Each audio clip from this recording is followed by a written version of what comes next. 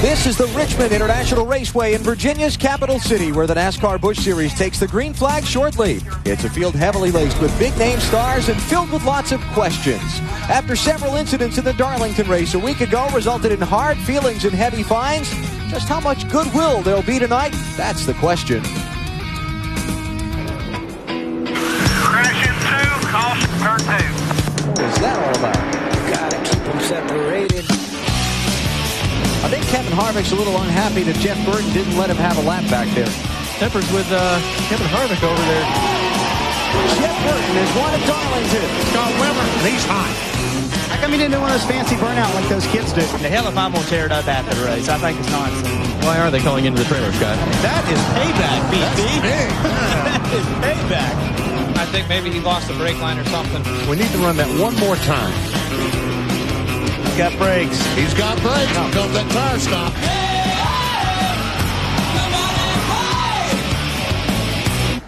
Give me fuel, give me fire, give me double shot of time.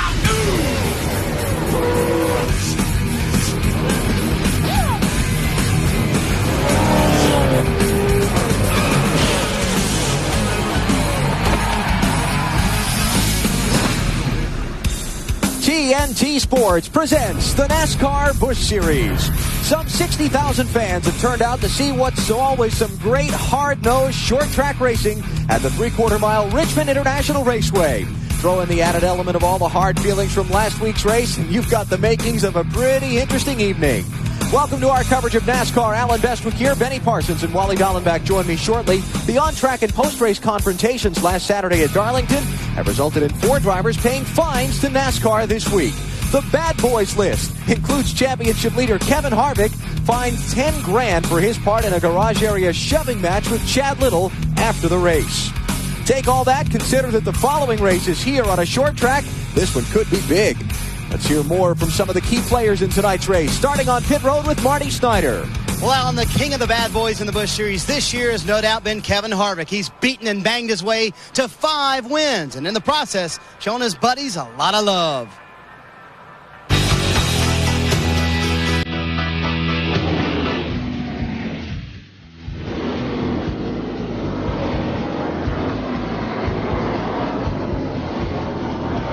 These two guys don't like each other. That kid smells blood right now. Here goes Harvick. I'm still a firm believer 9 times out of 10 that the aggressor will be the one that comes out on top. He puts on a good show. And he's definitely not short on showmanship, and it's been an exciting yet a couple of rough 2 weeks for you. Everybody's trying to label you as a bad boy. Is that fair, Kevin? Well, they can label it what they want to label. We're just going to go out and race. And, you know, last week we had a little temper flare-up, but we got over all that. And you got to live and learn by your mistakes. And we've made a couple mistakes, but we're man enough to grow up and say that we made a mistake, and we'll learn by everything that we do. Well, on behalf of Bill Weber and Matt Yoakum and all of my friends here on the Pit Reporters, that is a Power Ranger. Tell me how we look like Power Rangers, since you're the one who nicknamed us Power Rangers. Well, I think it's just Yoakum. I think it's got Yoakum's head. There's no yellow on there. It looks nothing like our fire suits. But one of Kevin Harvick's best buddies, Jeff Green, is standing by with Dave Burns. And Marty, I'm sure he feels that Kevin Harvick is one of his favorite superheroes. But, you know, Jeff Green has been around all that action we showed it in the beginning. He was the hitter one week, and he was the hittee one week, but he didn't get hit in the pocketbook last week, which is pretty good. Jeff, how do we avoid getting into contact with each other all night long here on the short track? Don't race. Well, we're not going to do that. You start up front. Is that one way? Get away? I think so. Just, some people hit harder than others, and short track racing, you expect that. We all expect that. But when you're on the receiving end of it, it's a little bit hard to swallow. But when you're on the giving end, it's up to you to do that. But our Nesquik Forward, I don't want to overshadow what we got here, man. We got an awesome race car, and hopefully we can save it to the end and race them all night long and make sure we're far enough out in front nobody hits us. And he hopes at the end there's a victory celebration because he celebrated a birthday yesterday. And he can then say, chocolate milk for my men. To Liz Allison. Hey, and I'm with a guy who can do a little banging around himself. Jimmy Spencer is one to watch tonight. He won here in the spring, and he is ready to do it again here tonight in Richmond. Hey, Jimmy, you know how to get around this track. What's your plan here? Well, it's typical Saturday night at the races, except it's Friday. The yellow freight car ran really well here last time. It ran real well on happy hour last night, and The key here is to be patient and not slip your tires. Keep your tires gripping all the time coming up off these corners. Car seems to have good grip, so hopefully we can stay here all night with this thing. You've got some good guys around you. Can you take them? Can I take them? I like that, Liz. Can I take them? As I feel right now, yeah. You know, this is tough because we have a really good opportunity to stay up front here. Got some good cars, and that's important. You know, Ryan's running really well, and Jeff Green was really fast in happy hour. He was the fastest car. And I think that, you know, we like where we are. We like our position. And as I feel, I feel nobody can beat me, so we'll see tonight. But there's a lot of circumstances that can come, and we'll see when they drop the green flag and how good we really are. Jimmy Spencer is ready, and he is starting third here tonight. Matt? Liz, in last Saturday afternoon's Darlington drama, Jeff Green's only role wasn't just in the race. After the checkers, rookie Scott Wimmer set off on a charge of retaliation. But unfortunately for rookie Greg Biffle, he got caught in a case of mistaken identity. Case of mistaken identity. Scott Wimmer has made contact with the outside retaining wall, and he's hot. He's going after somebody. Yeah. Wow.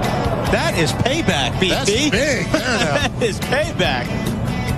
Jeff Green pinched me in the wall off the 2. And after the checker, we were all coming in the pits, and I think maybe he lost the brake line or something. I was just trying to finish. He came down off the track. I couldn't turn nothing. He came up and apologized after the fact that he ran into me.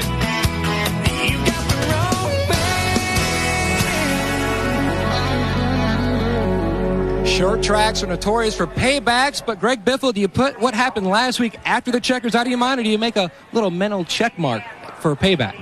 Well, really, you can't do that. As long as it's after the checkered flag, it's okay. If it's during the race, then you probably remember some things like the last Richmond race. But, no, we got to put that behind us, and this week's a new week. By the way, you don't look like a Power Ranger. You don't think so? I got one right here. I don't think so at all. No, not at all. But what he's talking about is he finished 37th here in the spring. The reason he got caught up in a crash, a little altercation with a good friend of his, some guy in a blue deuce. Alan? All right, Matt. There are 10 Winston Cup drivers in the field for tonight's race. Included in that group, Jeff Burton, who will drive that car from 21st starting spot. He's a Virginia native and local favorite, trying to back up last Saturday's Darlington win with another here in Richmond tonight.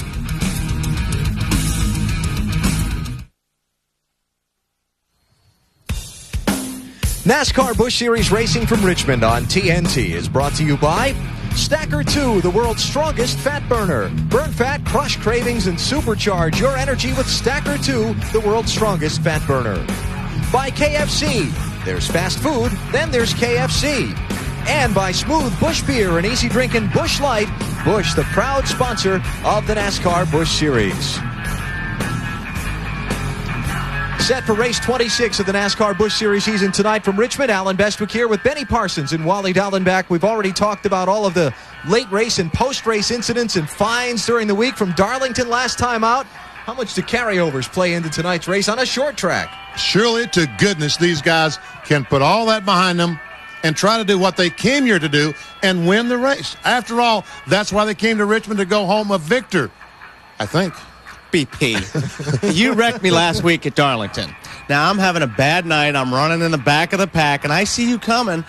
You may not look at me just the right way. I'm going to get you back. These guys sound awfully nice tonight. There are 10 drivers in the field tonight who will also run the Winston Cup race tomorrow night. Will they dominate the finish? Yeah, they did in the spring. The top 5 was full of the Cup drivers. These guys have a lot of experience that pays off. Also, a lot of these guys are running this race to gain knowledge for tomorrow night, what they're going to need for setups, and that's really going to help these Cup guys. So I think it's going to be a lot of the veterans up front tonight. The track surface here at Richmond was a big topic of discussion leading into the weekend. They ground the surface in Turn 1, leading over a pedestrian tunnel that crosses from the infield to the outside. A lot of drivers concerned it was going to be slippery. A lot of guys came up here to test, saw that, loaded the cars up, and went back home, said no thanks. And already it's bitten one car during practice. Yesterday, Kevin Harvick in NASCAR Busch Series practice goes down in Turn 1, the spot that you're talking about, and watch this. Ouch. Car goes out from under him, and he had to go to backup car. Qualified the backup car in 5th spot, so maybe nothing is hurt, but at least that car is hurt. So will turn 1 be terribly tricky tonight? How much will paybacks factor in? And will the Winston Cup drivers dominate? Those will be some of the storylines that we'll follow throughout tonight's Autolite Fram 250. Got some 60,000 on hand here at the Richmond International Raceway. All they're waiting before the start of this race is for the opening ceremony to be conducted. Let's go trackside for it now. And now, ladies and gentlemen, would you please rise and remove your caps? For our invocation, here's Mr. Dale Beaver of Motor Racing Outreach. Let's pray together. Our Father, we are men and women under your authority tonight. We ask for your protection and blessing. May the grace of Christ our Savior, the love of God our Father, and the fellowship of the Spirit be with us tonight and forevermore. Amen. And now, ladies and gentlemen, to sing our national anthem, here is a country music superstar of the first magnitude. Please welcome Miss Pam Tillis. Oh, say, can you see by the dawn's early light what so proudly we hailed at the twilight's last gleaming, whose broad stripes and bright stars through the perilous fight o'er the ramparts we watched were so gallantly streaming, and the rockets' red glare, the bombs bursting in air, gave proof through the night that our flag was still there.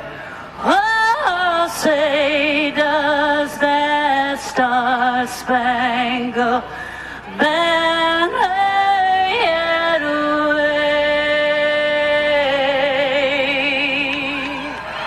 o'er the land of the free and the home of the brave?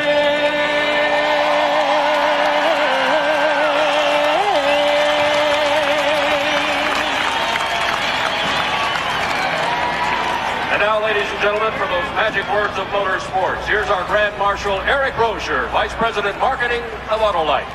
Thank you. Drivers, start your engines.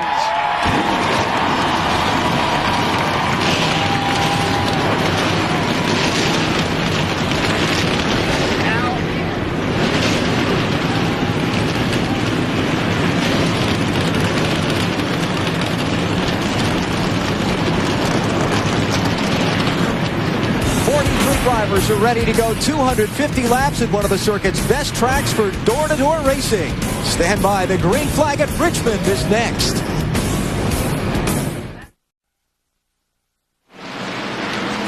The field of starters in tonight's NASCAR Busch Series race is on the Richmond International Raceway, about a lap and a half away from the green flag. Let's take a look at the Castrol GTX starting grid. Jeff Green on the pole.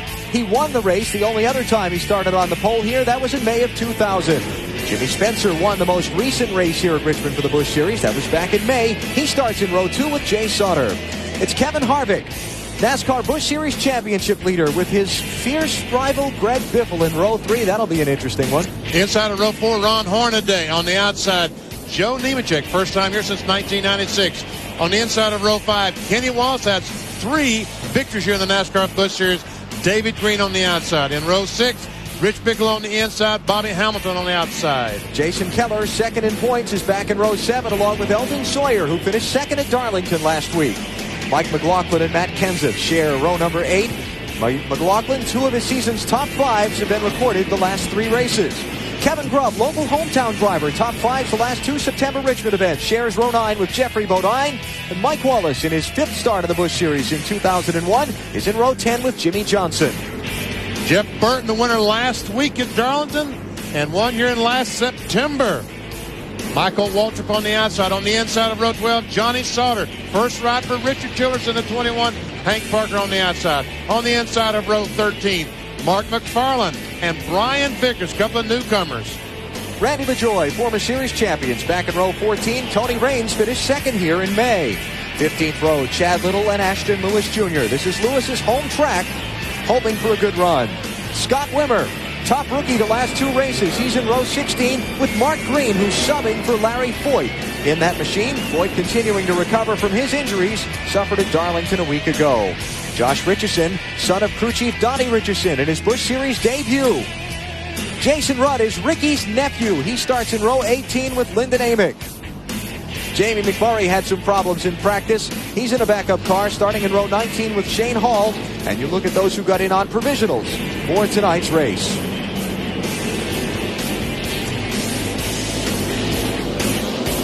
$250 laps is the distance tonight, 187.5 miles. Some $750,000 up for grabs, and we are set to start here at Richmond.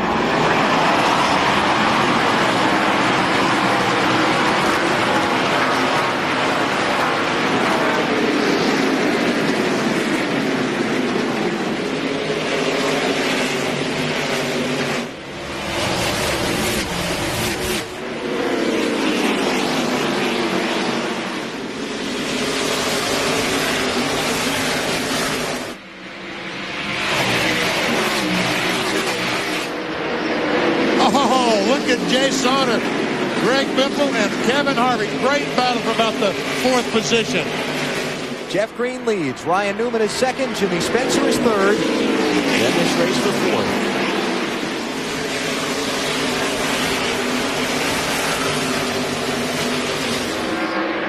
Harvick's going to win out in that for now.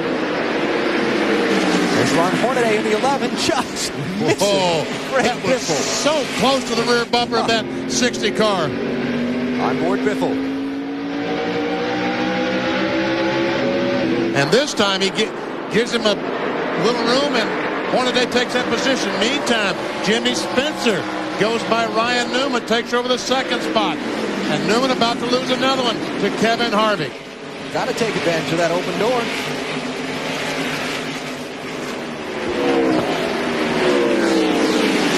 That's Hornaday in the 11. For 6th place on Biffle. We talk about this racetrack being a very competitive racetrack, and it is. But right now, the bottom groove, the very bottom of the racetrack, is the best place to be. Greg Biffle is doing a great job on the outside. He would be a lot faster if he doesn't hit the wall. Yes, he did hit the wall off to it. Hit it pretty doggone hard. And that's the problem right now with that high groove. Yeah, there's probably not enough grip up there right now to be running lap after lap like that. Like you say, BP, you want to be down at the bottom right now, and he's trying everything he can to wait for a hole to get down there. Oh, and now Hornaday's going to lose it and go up the racetrack. Now he's got his chance. Here comes Joe Nemechek down low. So Nemechek will get 7th on Hornaday. And now Jay Sauter pressing Ryan Newman here for 4th.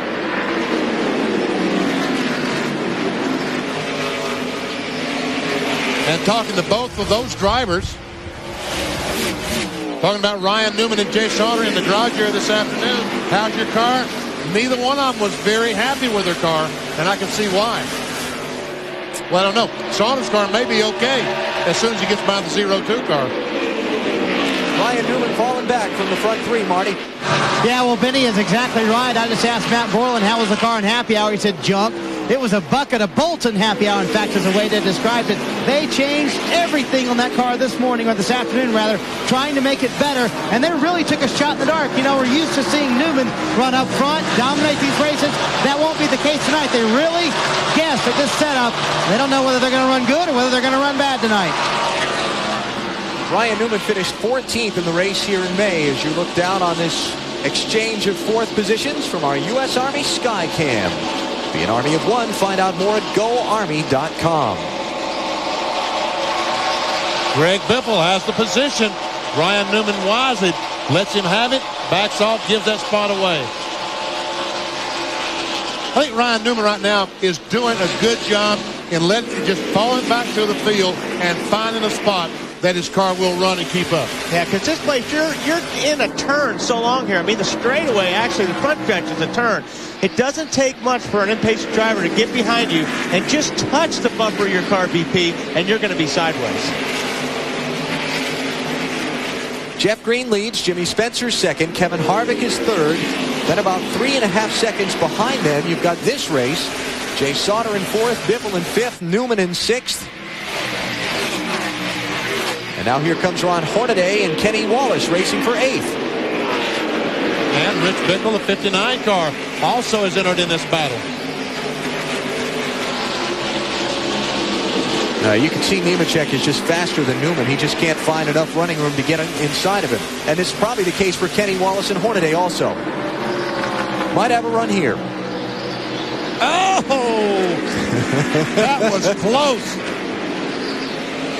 We saw the nose of the 87 car just dip as he slammed on the brakes, knowing that the 02 car was coming down. But this time, the 02 gives Nemechek some room, and he'll take that spot away. And so when he finishes the pass, that'll put Nemechek up to sixth and Newman back to seventh if he finishes the pass.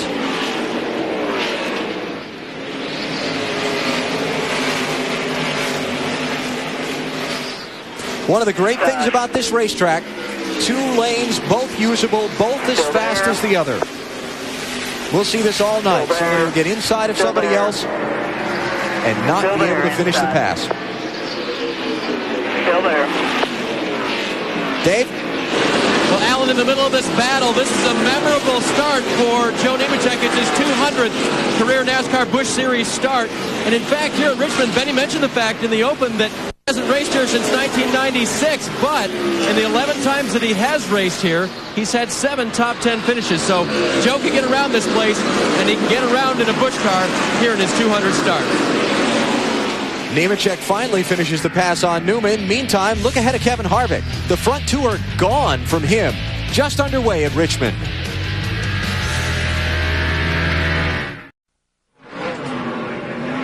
The pace car is back out in front of the fields here at Richmond. The Autolite Fram 250. We are under caution for the first time. A race for 4th gone bad. Come off the corner. Sure looks like Greg Biffle gets in the back of the 43 car. Jay Sauter. I would say so. It looked like the rear of the car came off the ground. That's over in turn number 2. Only question remaining there was, did Sauter slow for some reason, causing Biffle to run into him? Jeffrey Bodine got knocked around in the aftermath. Someone hit the 66 in the back, which caused him to spin. On board with... Nope. No doubt about it.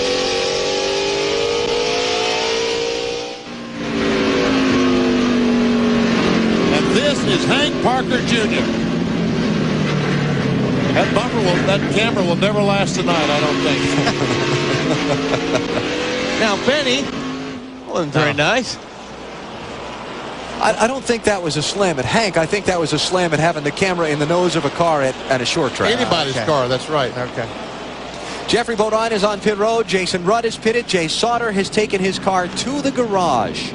As you look down on the Richmond International Raceway, 66 probably going to need some rubber. He left most of it off of 2. Got right sides on his last pit stops. Sped off the pit road to keep from getting put a lap down. He'll get his lefts here and stay on the lead lap. And the field's gotten the signal, 1 more lap. And we go back, green flag racing. Here's our Wendy's race menu. What's upcoming in our continuing coverage of the race for the championship on TNT and NBC tomorrow night? The NASCAR Winston Cup Series Chevy Monte Carlo 400 with the Looney Tunes. Jeff Gordon won the pole in qualifying earlier today. You'll see that one at 7:30 Eastern Time from here in Richmond. And then our encore Monday at 11 p.m. Eastern and Pacific on TNT. Marty? Jay Sauter behind the wall. You started 4th, had high hopes, and obviously you got some help there. Did you and Biffle have a run-in before that? Well, I'll tell you what, I've raced with Greg a lot, and his elevator don't quite always get to the top floor. I don't know what he was thinking so early on. We'll just get her fixed and get back to racing. 21 laps in, guys, already. The tempers are flaring. Jay Sauter behind the wall with a lot of work to do as we get ready to go back to green on the racetrack. Kevin Harvick, a quick look inside of Spencer for second. Well, I know about that. BP, your elevator doesn't go all the way to the top. but I enjoy working with you. But Well, thank you very much. you got to take the stairs that last flight. And Hornaday takes that spot away from Biffle. I'm surprised that Biffle did not stop and at least check over the damage from the contact they made with the wall the last time, or early on in the race. Dave Burns. Alan and Benny, they talked about it, but they got reassurance from car owner Jack Roush, who could see the right side of the car. He said, don't be alarmed when that comes in, because you do have some damage there. You might want to pull it out a little bit, but they decided it wasn't severe enough to do anything about it right now. Greg reports the car is a little bit tight through the center and coming off the corner, but pretty good getting in. Biffle right now running in 5th position, having lost a spot to Hornaday there a minute ago. And right side doesn't look all that bad from here. Jason Keller trying to pick up 10th spot from Kenny Wallace. Keller in the 57.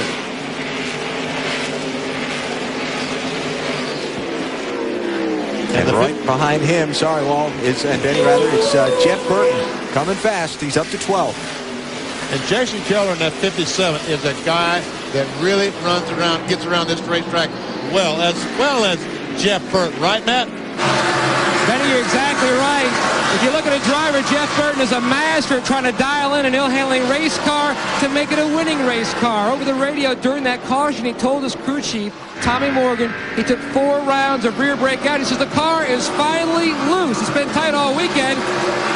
He has 2 wins here in his last 6 starts, and they feel confident this car could go to victory lane again tonight. It's on the move. Just took 11th from Kenny Wallace, started 21st.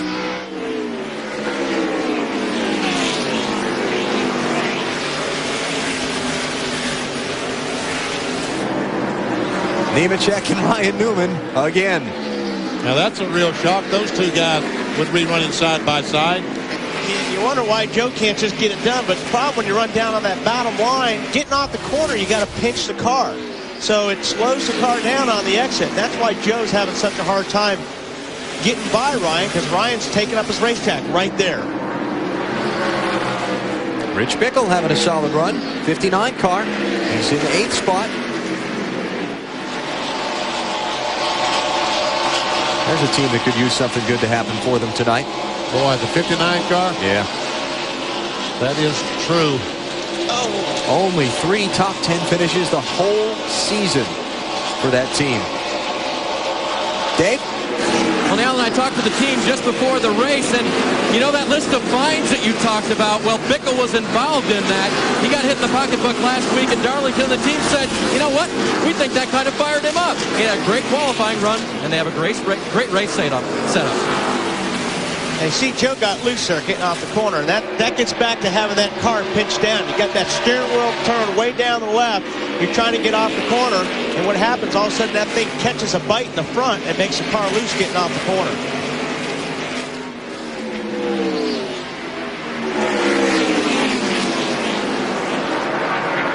Well, looky here. Jimmy Spencer, that 1 car, has caught the 10 of Jeff Green. And right now it's holding Spencer up, but not long. Oh, some damage to the left rear. He hit him. He hit him. But did something? No, I guess not. That shouldn't have slowed him down, though, like that.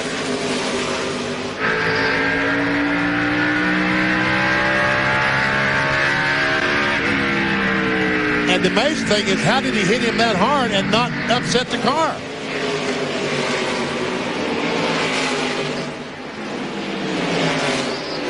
So Spencer goes to the lead. Green back to second. He managed to fend off Harvick for now.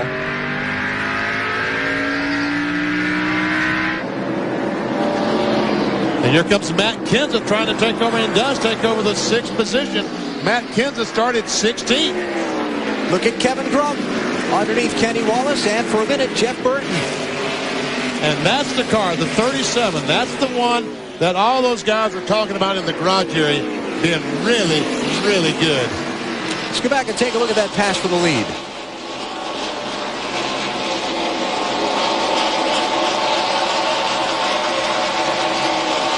Reactions? Jeff Green was off the throttle. Did you see the blue flame out the exhaust pipe? Yep. That only happens when you're off the throttle. So for whatever reason, he had to wait on it longer than Spencer was expecting? Yeah. I think he got back on it and for some reason jumped back out, and that's when Spencer ran in the back of it. The car might have got tight or something getting off that corner. That's why he had to get out of the gas. Now, damage like that on the left rear corner of a car at a 3/4 mile track. This is a tweener, this track. It's not a real tight bull ring like, say, Bristol is, but it's not a super speedway either. What did you call it? A tweener. A tweener. An in-betweener.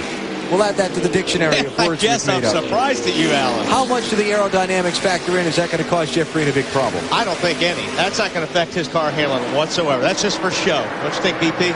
Oh, yeah, that's not going to hurt anything at all. Dave, what's the team think? Well, another word you don't hear a lot is rosy, and that's what Jeff called the car early on. It was a little bit free, a little bit loose getting into the corner. But now, since the incident with Spencer, he's reported that, just as you said, a little tight off the corner, just as you said, Wally. So apparently that was what conditioned the car that the car was getting to when Spencer made the pass.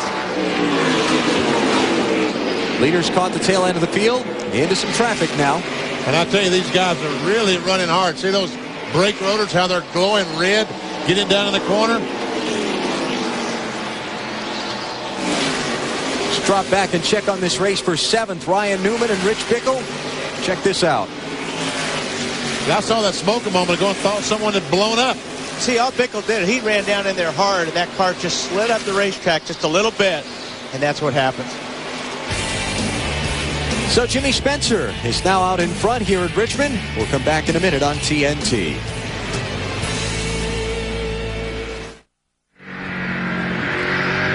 Richmond International Raceway and the NASCAR Busch Series 250 lapper. Tonight it is race 26. 8 left to go in the season. And you're watching it live on TNT. We check the NASCAR Busch Series Championship standings from AC Delco.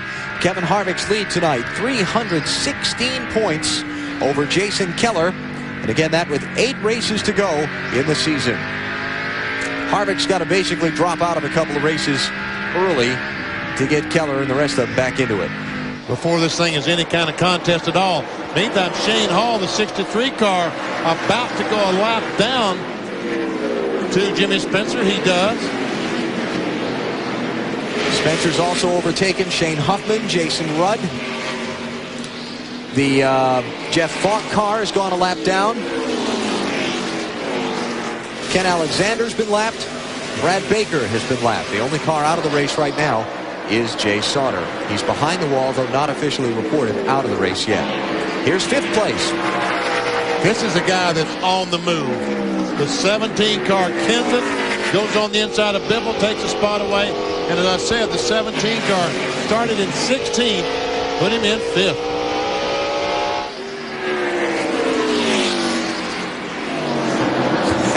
These guys have been working on each other for some time now. And, you know, Biffle got into the O2 back here, and I know he didn't do it on purpose, and he actually checked up, let Ryan gather it up, and then take another run at him. But in the meantime, that 9 car's coming. And as he sits there watching these two guys side by side for about 20 laps in front of him, what's he thinking? Burton. He's hoping that one of these guys will make the move, so by the time he gets there, he's got a clean racetrack. Trouble, turn 1. Wow. Big crash. Kelly Dent in the 54, Brad Baker in the 28.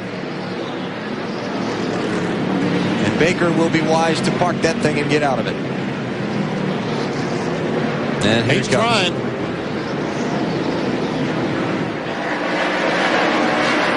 Jimmy Spencer slows down, allows a couple of guys to get a lap back, coming to the caution flag. At least the flames have vanished in the crash over between 1 and 2. I never see Kelly Denton, both the cars getting out.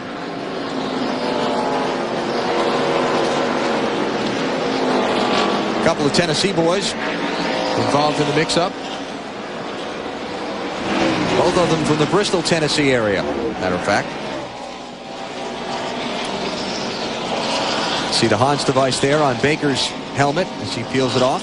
Actually, there's a little fire still going on in the front of those cars. Yeah. Kelly's up there keeping an eye on things. Let's take a look at what happened.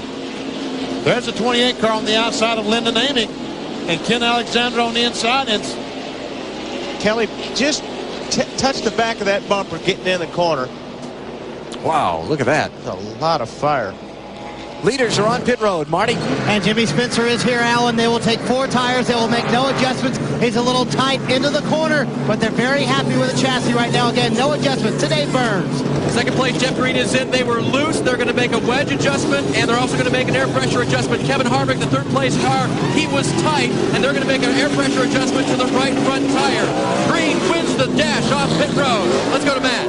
And Jeff Burton is already down and away. They made a 1.5 round down change on the track bar, and they also adjusted both left side tires 0.5 pound with air pressure. Remember, he said his car was loose.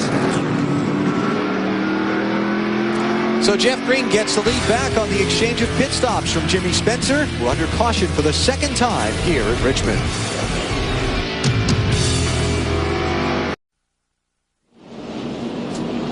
Friday night under the lights, NASCAR Busch Series racing at the Richmond International Raceway, live on TNT. Under caution at lap 56, second yellow of the race. It happened in turn 1. What do you think, BP? Watch the 28. I just think they all... I don't know. He was up high and he couldn't... There's no traction up there, but... I guess that Brad Baker realized he was 3 wide and decided he needed to back up. And actually backed off, slowed down a lot slower than Kelly Denton, the 54th car, thought was going to happen. Wow. And that's big.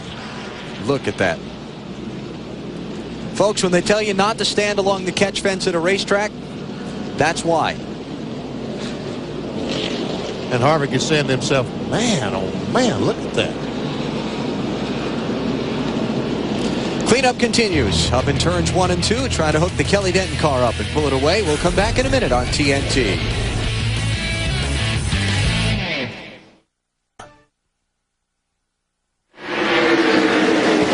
Just underway here at Richmond. Green flag is up. Jeffrey Bodine is the leader. He did not stop under the caution flag. You saw his earlier pit stop when he took on a set of tires. That was back at lap 18, so he stayed out and took over the race lead. And on the restart, Kevin Harvick, the 2 car, was able to get by Jimmy Spencer. And here goes Jeff Green on the outside of Jeffrey Bodine. This is for the lead. And Spencer's on the inside of the 2 car. He's kind of boxed in right now, Jimmy Spencer is. This could get exciting. That's not where you want to be right now. He's going to try to make him a hole on the inside. Did it work? It worked. Not quite. Well, he got by Jeffrey. Here he goes on Harvick. I don't think Jimmy was real happy the way Harvick jumped him on that restart. What makes you think that, Alan?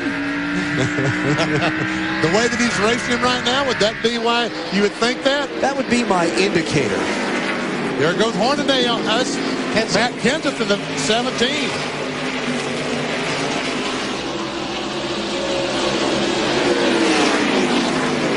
This is third place. Not quite. Now that's Hornaday trying to make a move on Biffle.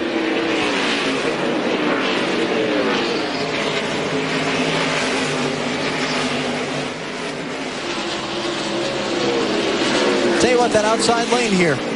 It's looking better right now. It didn't look good at the start, but now I think they're starting to get some rubber up there, and it's looking a lot better up there. Jeff Green leads. Spencer is second. Harvick third. Kenseth fourth. Hornaday fifth.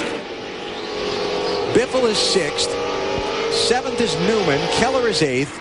Jeff Burton is ninth. And Jeffrey Bodine has been shuffled back to 10th here after the restart. And you've got Kenny Wallace, Chad Little, Rich Bickle, Johnny Sauter, and Joe Nemechek is back to 15th. Now, I mentioned a minute ago Harvick jumping Spencer on the restart. Let's go back and take a look at it. Jimmy Spencer is the third car in line. Watch the fourth place car. Harvick, the blue car.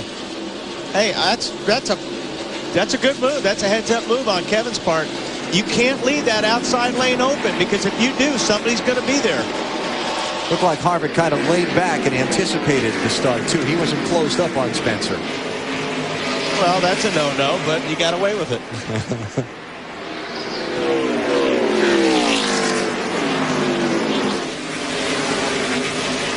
One of the two drivers involved in the recent caution is with Liz Allison. Kelly Denton, first of all, are you okay? Yeah, I'm fine. I just hate it for Brad Baker and those guys, and our team too. Been losing, getting the pedal been getting spongy all night on the car, and went down in the corner, and it was getting some smoke from under the hood in the car, and went down in straightaway, and flames come out from under the cow piece, and brake pedal went blowing, just wiped him out, just run over him, and I hate it. Pretty bad luck. Glad you're okay, Alan. All right, Liz, thanks. Lyndon Amick has gone to the garage, joining the growing list of attrition. Al Spencer, you're sideways. Easy, Jimmy, easy. Leading this race right now is not. And we got the 6th car.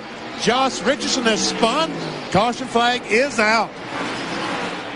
Josh, the 19-year-old son of crew chief Donnie Richardson, in his Busch Series debut. And they come back to the caution flag, and everybody will hold their positions up front. Third caution flag of tonight's race. Richardson has had some pretty good contact with that right front into the outside wall.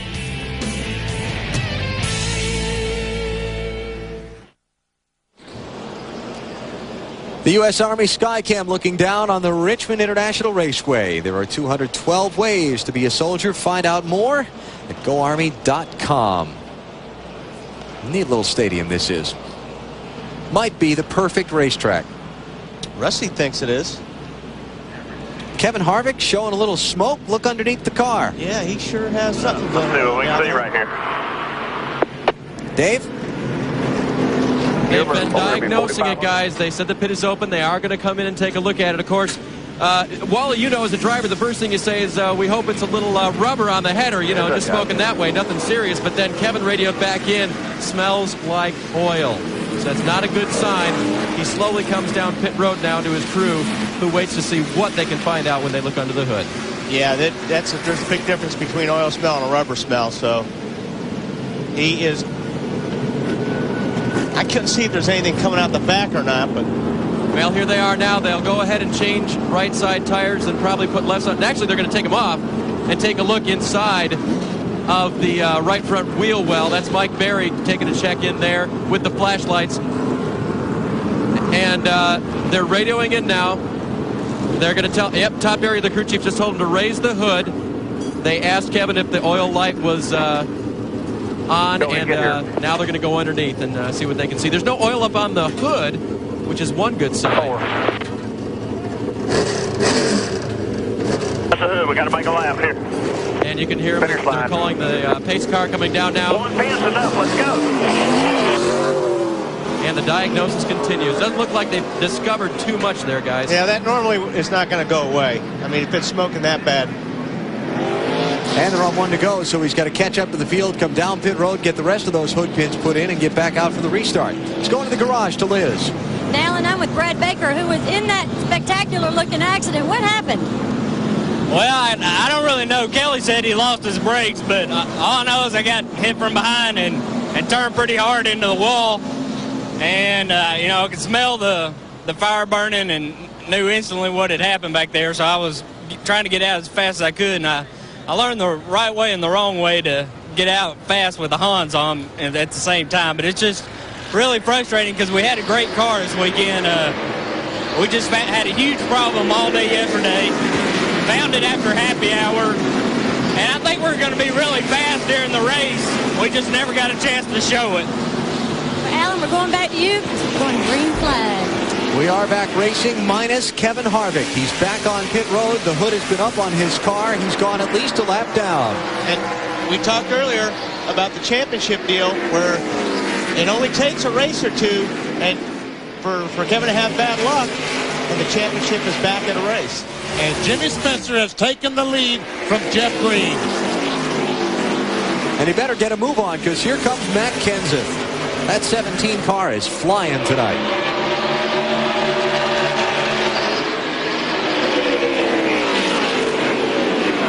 Marty? Yeah, the report Spencer got under the caution flag is that Jeff Green was going to make him pass him to the high side, and he told his guys in the crew, he said, boys, don't worry about me. I can take this guy to the low side. Spencer's car is absolutely terrific right now. It's a little neutral, so Wally, here's what he's doing. He's using the brake to help turn the car, and that tightens the car up a little in the corner because he's a little too free right now. Yeah, he's using the brake bias, so actually, if the car's a little bit tight getting in, he'll dial some rear brake in it, and that'll actually turn the car loose or get it a little bit sideways getting in. So the driver does have one little bit of adjustment that he can do there, but his car looks really, really good, so he doesn't need a whole lot of adjustment. This is for 6th place. Jason Keller on your left in the 57, Ryan Newman in the 02.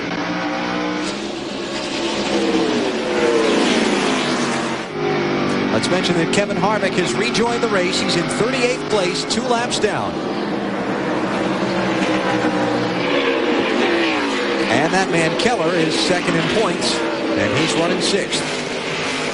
That could be bad. The fact that Kevin Harvick is 2 laps down could be bad news. Remember in Bristol? Yeah. He got 2 laps down, and guess what? Came back and won the race. Yep. Dave? Well, Alan, one of the other radio transmissions from Kevin was regarding oil pressure, which is something they read in order to know if the motor is still getting the correct amount of oil, and that'll tell them if they've got a real problem. And Kevin said the oil pressure was fine, and I just talked to one of the crew guys, and they think, well, they hope that maybe it's an oil line and not something internal with the motor. Maybe they got it fixed. Well, to fix it, they had to do something. Yeah, they either had to tighten a line or either a line was loose something or something. Yeah.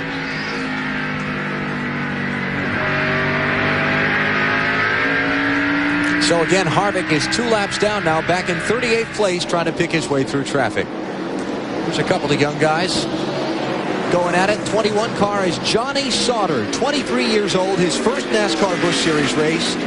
He is the current point leader in the ASA Series. And he's being chased by Kevin Grubb. And this is for 12th spot. Matt? I spoke to Gil Martin, the crew chief on this 21 car before the race. He said they're very, very impressed with Johnny Sauter's maturity. He's only 23 years old, but he's handled this car like a veteran. They came up here and tested over 400 laps just in race trim because they knew they had the provisionals to make the race. He's having a very impressive run right now, but he says the car is loose, so Gil told him to adjust with a brake bias like Wally was talking about earlier. They said a top 15 run would be the goal tonight. A top 10 would be exceptional. He's only about 2 spots from being exceptional. Johnny Sauter has won 8 races out of 18 in ASA so far this year. That was enough to get Richard Childress's attention. It sounds like a lot of these guys are loose getting in if they're messing with the brake bias, BP. Because if you're loose getting in, you're going to want to dial a little bit to the front to make the car slide the front a little bit getting in.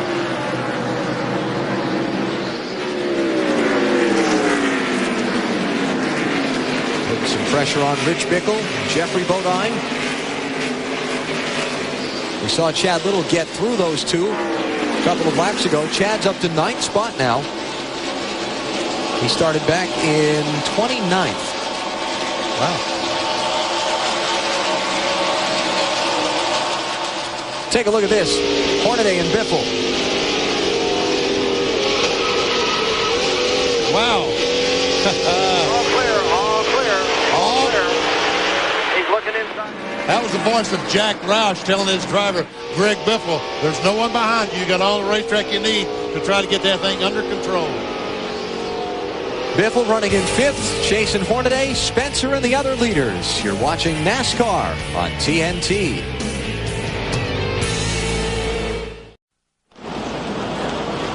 Back at Richmond, we are under caution in the Autolite Fram 250, 4th yellow of the night.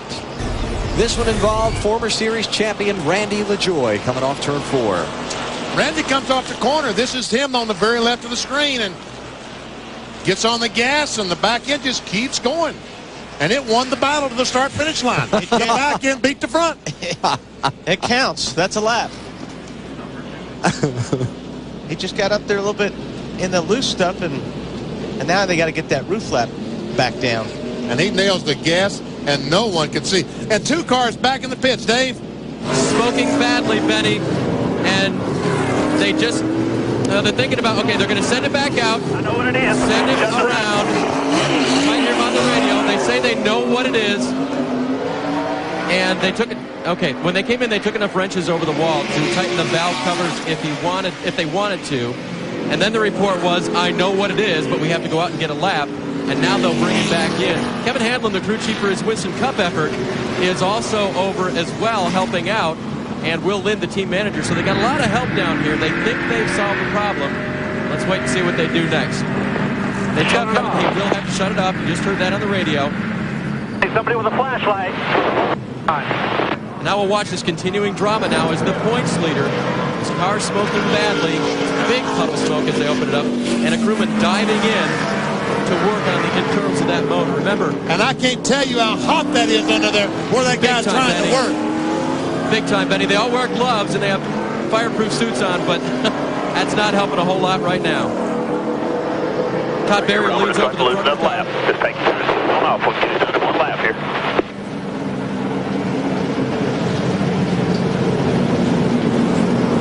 That's Todd, the guy in the short sleeve shirt there that's leaned over the top of the engine.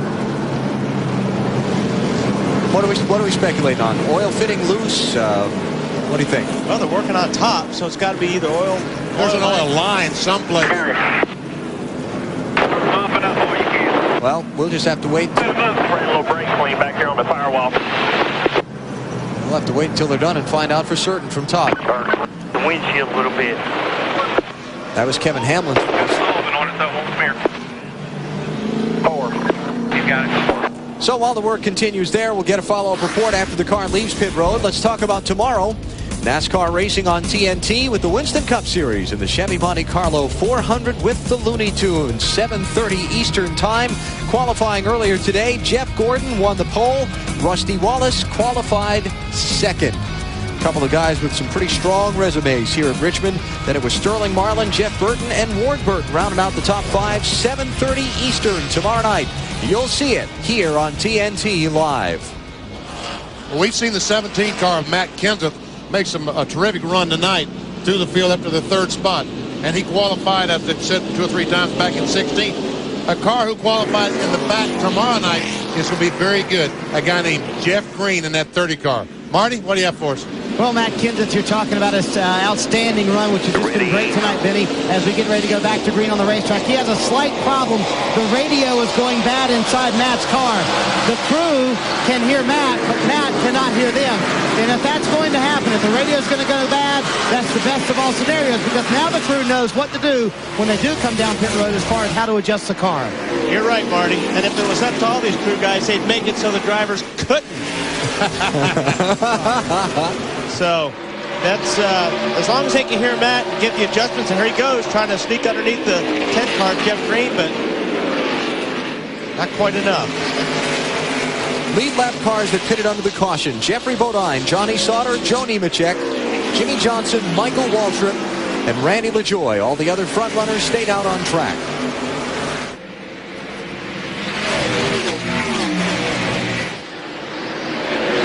Kevin Harvick has just rejoined the race. He's now 4 laps down. Still in 38th place.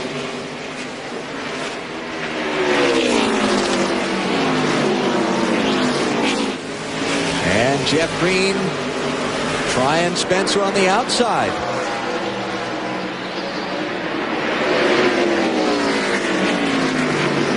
Jeff Green is trying that high. Oh, caution flag is out. Car on the wall. It's Randy Tolsma. And Nemechek goes sliding through the grass. 5th caution. There's Joe. Tolsma trying to get back around before he loses a lap. He made it. Let's take a look at what happened. Ooh.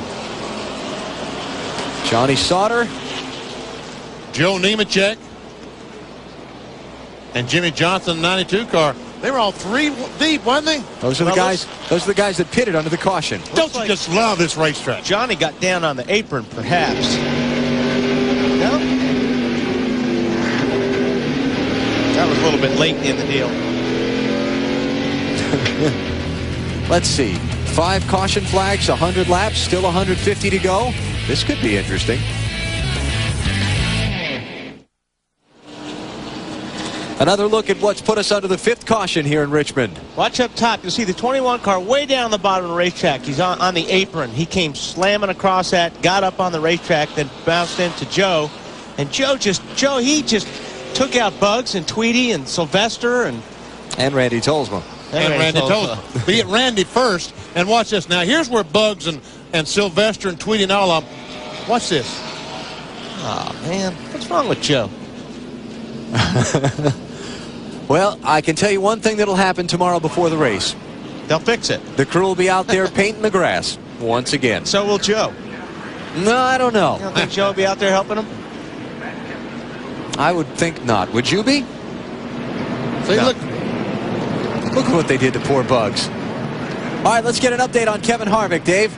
Well, speaking of fixing things, Todd Berrier, the crew chief, was involved in that whole fixing operation. What was the problem finally that you found?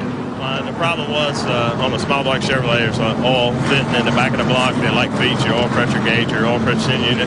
Well, the number 4 line that hooks that gauge, the fitting was busted on it, so we just had to disconnect the oil pressure gauge and cap it off. So it ain't going to affect the car in any way. The car's probably better now than it was because we made an adjustment whenever we put tires on it. It's just 4 laps to make up, so but we got 150 laps left or something, so shoot, it'll be good. Yeah, they made up 2 before at Bristol. Don't forget that. And Todd did tell me that he didn't lose enough oil to matter. And again, to repeat, the capping off of that line will not affect the operation of the motor. He should be good to go. Liz? Randy, it looked like you got crunched in out there. What happened? I guess Joe Nemechek wanted to pick a war with the Marines. You know, the United States Marine car, Monte Carlo, was running real good. We were making changes on it. You know, we're trying to finish this year and gain some notes for next year so we can come out real strong. And we had a good car that was raceable tonight and just trying to hold our own. And those guys got some fresh tires and knew they'd be coming. Tried to give him the bottom groove back there. I guess he wanted another caution maybe to do some more adjustment. He just flat ran into the back of me and crashed me. I mean, he hit me about 3 to 4 times, so I don't know what else you'd call it, but certainly not good luck for us. They're going to keep working on the car and try to get out there. Matt? Liz, Johnny Sauter made 2 visits to pit road to work on his right front fender. Just some cosmetic damage. They pulled the fender out, then did a little more cosmetic work on his second stop. But remember, he was off sequence because they were working on the race car's handling. We told you it was a little bit tight, a little bit loose, going back and forth. Now, Gil Martin says the car should be good. Alan? Put some oil dry down, so it's going to be a couple of more laps under the caution. We'll take a break and come back to the restart. Closing in on halfway tonight in NASCAR Busch Series racing from Richmond on TNT. Let's try this again. Wrapping up the 5th caution.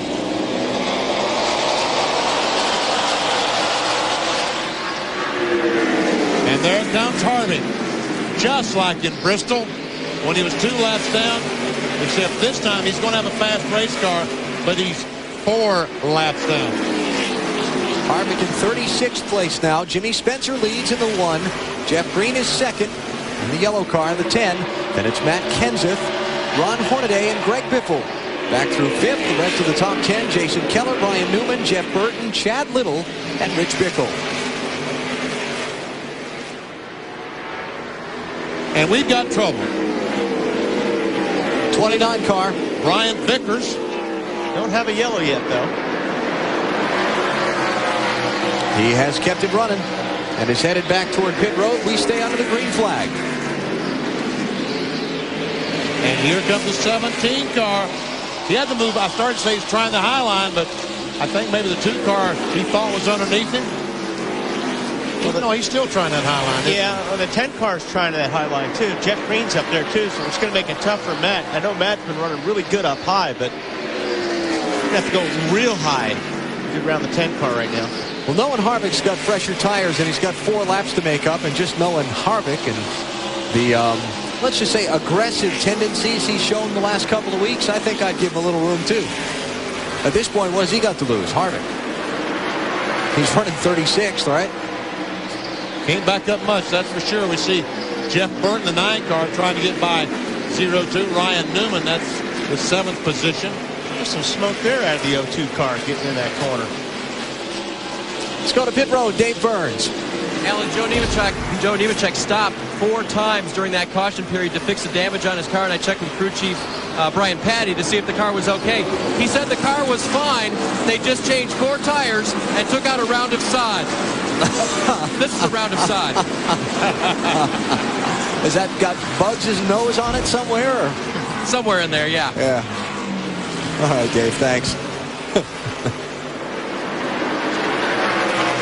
I don't think Kevin Harvick has the horse that he had at Bristol.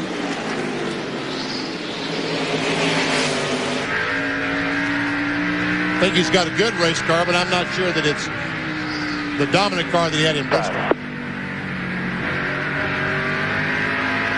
While he continues to try and get a lap back from Matt Kenseth to get up to the front 2, let's go back and check in on a race for 9th and 10th positions.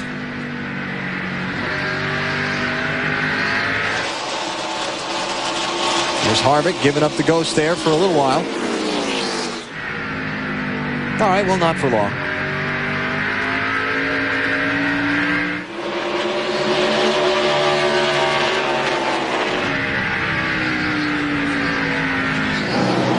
All right, now let's go back to this 9th and 10th place thing here. Actually, now for 8th, Kevin Grubb trying to take 8th spot from Rich Bickle after having disposed of Jeff Burton. Car you talked about earlier, BP. Yeah, I tell you what. And Kevin Grubb told me he was a lean, mean fighting machine. He was ready to go to the front with these guys, especially here at home. Kevin from Mechanicsville, Virginia, which is a suburb of Richmond. Little contact there. Did he cut his tire down? No. There was a little contact back there, but no, he's still running.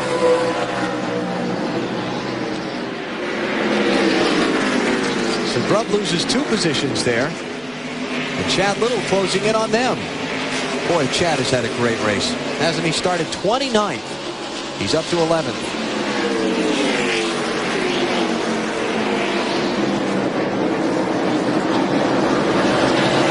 Look at Chad.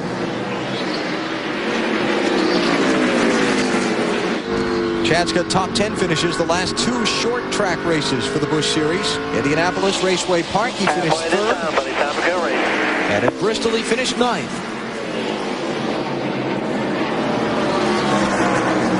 4th place.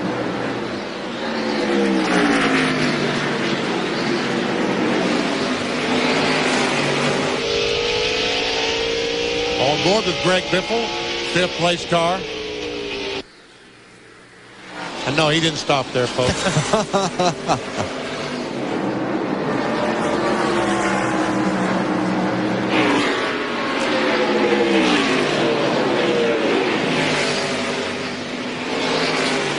Greg Biffle, one of the other players in the championship chase, standing to gain some ground on Kevin Harvick tonight. Biffle in 3rd, 378 points behind Harvick. And he's 5th, while Harvick is 36th. Bobby Hamilton Jr. has moved into the 15th spot. Let's go to Liz Allison. And I am with Bobby Hamilton Sr. Hey, Bobby, how do you think your boy's doing out there tonight? Well, all the fenders are on it, so he's doing pretty good. You know, the first half of the year, they had a lot of trouble getting in crashes.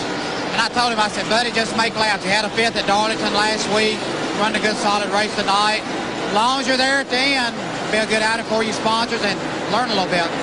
Is it hard for you to sit up here and watch Bobby Jr. out there race? No, not really. You know, he's in a real safe race car. Them guys pay attention to the particulars in the safety area. And he's been doing a heads-up job lately, so it's pretty easy right now.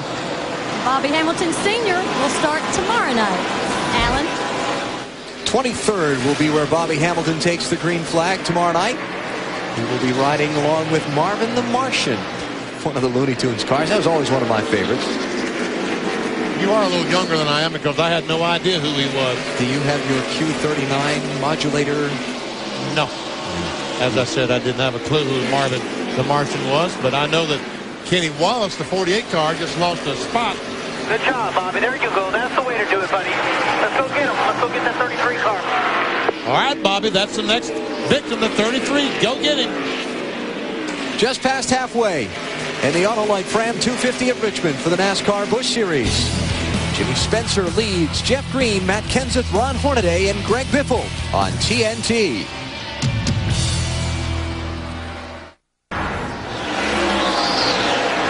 All right, Ernie, thanks. In addition to that U.S.-Brazil showdown, you'll also see the women's 3-meter springboard diving competition on the 2001 Goodwill Games from Brisbane, Australia, following the race here on TNT. You ever dive off a 3-meter springboard, BP? No, I don't think I have. Dived off a footlog once trying to cross the creek, but that was a mistake. There's a story there somewhere. Uh-huh. You dove off a footlog. Well, it's a long story. Won't get into it tonight. 10-meter platform, that's what you dove off of, Alan?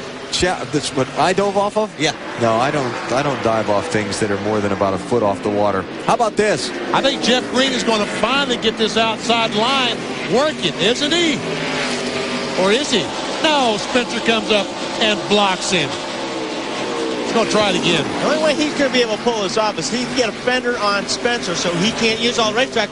Like almost right there. Almost. He's going to try it again. Yep. Lap traffic. They're going to go 3 wide. Lap car gives him room.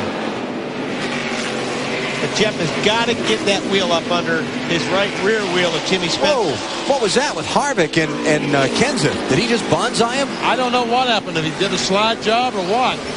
But Harvick lost, 17 of Kenseth lost about 25 car lengths. Man. Kenseth still in third. Remember, Harvick is 4 laps down back in 36th place, but I think he might have just used a lap car there and maybe forced a hold it wasn't. Better not try that on that one car.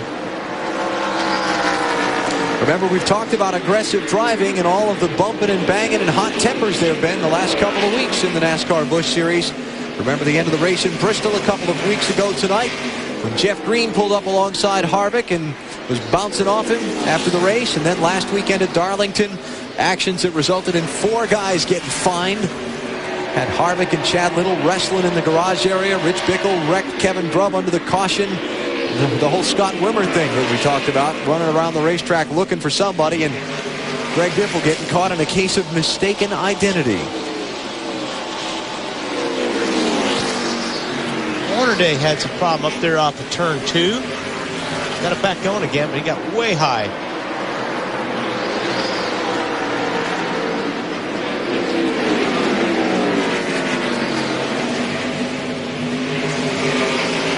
Here's Harvick trying to press Jeff Green. Jeff, the second place driver. Damage on his car from when Jimmy Spencer got into the back of him earlier to take the lead away from him. Now, with these guys racing like that, it's going to let Jimmy Spencer get up a little bit of a lead on the car of Jeff Green. So Jimmy's liking this. Last time by, Jimmy Spencer had a half-second lead. We'll see as these 2 cars race. Ashton Lewis got some problems off turn 2. Looks like the engine has expired on the 46 car. He lost 2/10 that lap, what you were saying there, Benny. That's right. Talking about the second place car of Jeff Green lost 0.2 of a second. All right, let's go back. We were speculating that Harvick can kind of make a hole under Matt Kenseth in traffic a minute ago that cost Matt a lot of ground. And the answer is? No. No. No, Matt just slid up the racetrack. Okay. No foul. Upon further review, not guilty. But now Kenseth has closed back up right on the back bumper of Jeff Green. That's Kenseth, the blue car.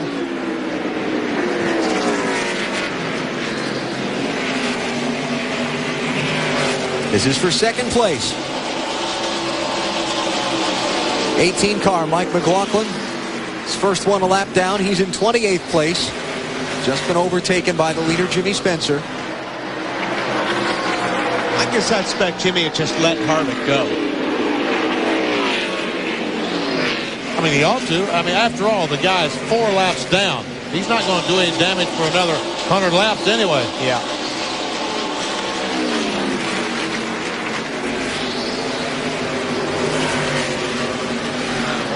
Of course, we've seen race leaders before not want to let a guy that's a lap down go.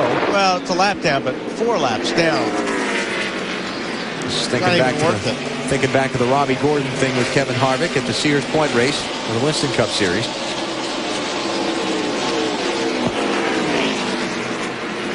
Well, Kenseth sure tracked Jeff Green down in a hurry. Whoa, wow. Did you see that? Spencer with a big wiggle.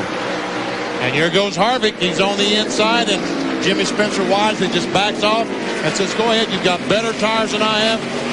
And after all, you're 4 laps down, so take that spot. I don't want it. Speaking of tires, the leaders all stopped at lap 53. We are now at lap 151.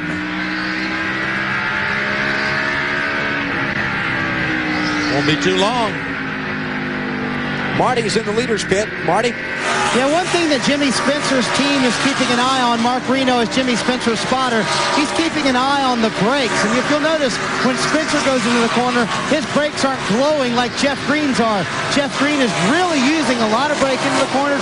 Spencer trying to save his brakes as much as possible. And there's not as much glow, and the brakes aren't heating up as much as Jeff Green's are.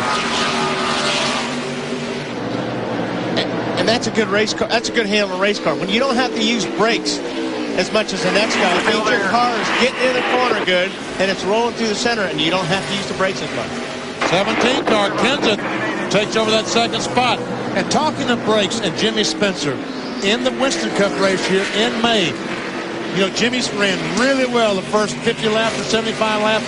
He told me later the reason he fell back was he overheated the brakes those first 50, 75 laps. He said, I've got to learn to be patient with these brakes at Richmond. Wow, leader slicing through some serious lap traffic there. 96 laps to go. Another round of pit stops still upcoming for the front runners here at Richmond on TNT.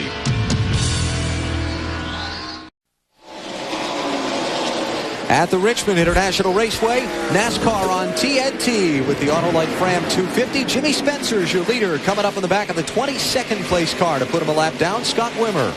You know, and at Darlington last week, I got on to Scott for telling us that his brakes had failed, and when in fact he had brakes. But Scott Wimmer never said that. Greg Biffle assumed he didn't have any brakes. He told us that, and I put words in Scott Wimmer's mouth. He never said he didn't have brakes, and he obviously did, as we showed you. What he doesn't have this week is $2,500 he had a week ago. Yeah. That's what he got fined for that post-checkered flag altercation at Darlington that we showed you earlier in our broadcast. Wimmer driving for Bill Davis, 22nd place, about to go 1 lap down. Joe Nemechek has been overtaken by the leader and put a lap down. Michael Waltrip, a lap down. Mark McFarland has been put a lap down. Hank Parker Jr., Jimmy Johnson, Mike McLaughlin, Mark Green subbing for Larry Foyt. All these guys overtaken by Jimmy Spencer. I'm just thinking, is that tax deductible when you pay a fine? Oh, yeah, of course it is. I can write that off. I don't think NASCAR is considered a charitable organization by the IRS. Do you? I'd have to argue that. That's the cost of doing business. $2,500. That was an absolute cost of doing business.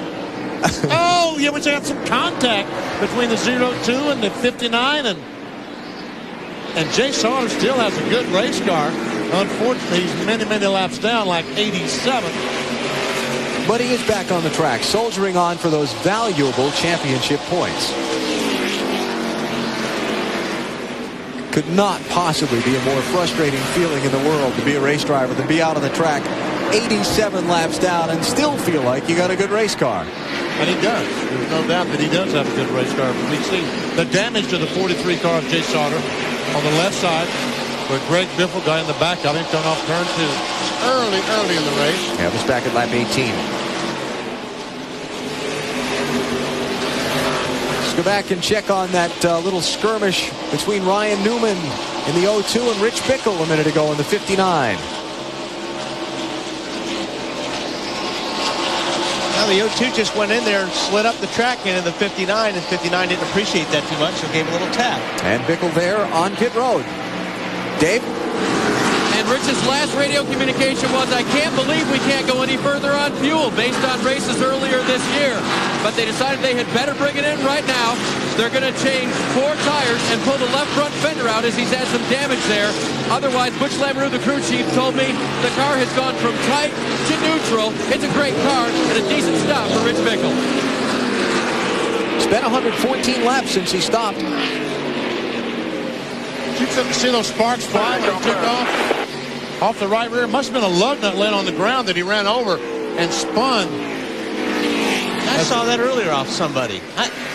Low air pressure, catching the rim on the ground? No, I think that it's lug nuts that they've taken off that's laying on the ground that the tires pick up and spin across the racetrack and shows the sparks.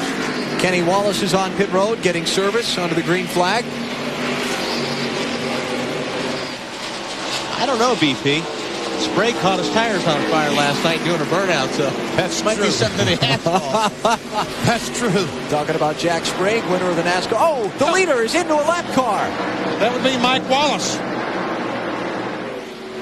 No caution, and he hasn't lost the lead yet. I guarantee you, Jimmy's not very happy about that. I'd say a lap car. Mike Wallace is actually the last one on the lead lap in 18th spot. There's no flare. And with some we see the right front tire on Jimmy Spencer's car. He made some pretty good contact with Mike Wallace. When you tell these guys really rub hard, it was all the lettering leaves the tires. And we can see how black that is as compared to the right rear. And I'll guarantee you, that one car wants to get to that 4 car real bad right now, and he won't be as patient. Yeah, we can see that the brakes are a little hotter, a little redder right now than they've been all night long on the 1 car. Well, Mike's got to try and stay on the lead lap. Let's go back and take a look at it. Let's decide who is the over-aggressive party here, shall we? No, the 1 car looks like he went up the track, BP. Yeah, he just got in the corner and tried to pull a slide job, but Mike did not come down, and the 1 car, Spencer, slid up and hit him. Jeff Green on pit road. Dave? And Jeff Green now comes slowly down pit lane. While Jimmy Spencer and Mike Wallace were having that altercation on the track, they were trying to decide whether or not to come in because they were at their fuel window. Jeff says the car is loose off the corners and he's lost all front grip. And they're going to make air pressure adjustments to try to fix that for him. Jeff gives up 3rd place on the racetrack under green flag conditions to go a lap down and make that change. Greg Biffle is also on pit lane. There's Biffle. Dave? And Greg Biffle is in now, the 60 car, reporting from Greg that he is a little tight off the corner. They're going to go, and now they are going to get penalized. Held for speeding will be Greg Biffle after recovering so well from their problems earlier. Now they're going to have to wait on pit road. They're really having trouble with the right front tire now, though. And they will hold him. When they finish their stop, the official starts the 15-second penalty, and he will wait. And Biffle wants to go, but he can't go until the official says, and now he waves him by. And folks, Greg, you're guilty. Watch this as he comes down pit road. He almost... Well, that was the lap before. That was the lap before. So how much time did he lose trying to make this pit stop? Because when he finally did get down, he was speeding. That cost him 15. Watch as he comes down pit road. That's the same incident just a moment ago where he missed pit road.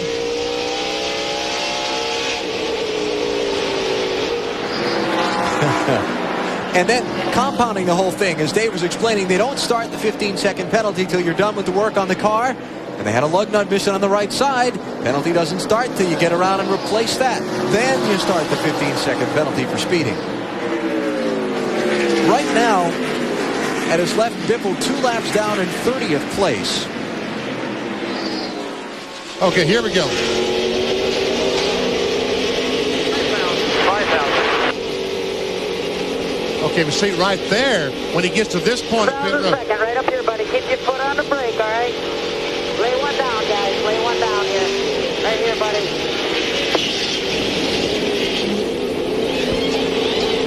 And he reminded him to keep his foot on the brake, because if you don't, when the tire changers start to put the tire on there, back on the hub, and if it rotates, you've messed up your timing, you've messed up the pit stop. Ron Hornaday's in, Dave. And he leaves now a great pit stop. He gave up third position to make that stop. He was a little bit tight getting into the corner. They adjusted that with air pressure. And this is the 7th race together. They feel this is their lucky night. Matt? Jason Keller, the 4th place car, hits pit road. Chad Smith, Peanut, jumps on that jack, races up to 57. A chassis adjustment for the 57, and he's down and away.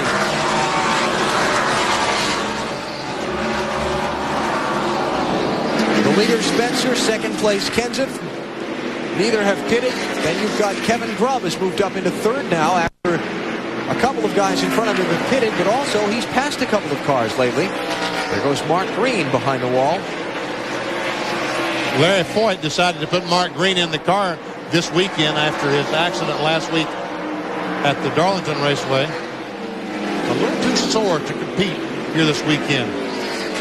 Larry's got some pulled muscles in his legs and lower extremities, so he decided after qualifying yesterday that he was not in shape enough to drive this week. Mark Green has been working with that team as a coach to Larry Foyt. Jeff Burton hasn't stopped yet, and he might get lapped before he does. Jimmy Spencer's right up on him.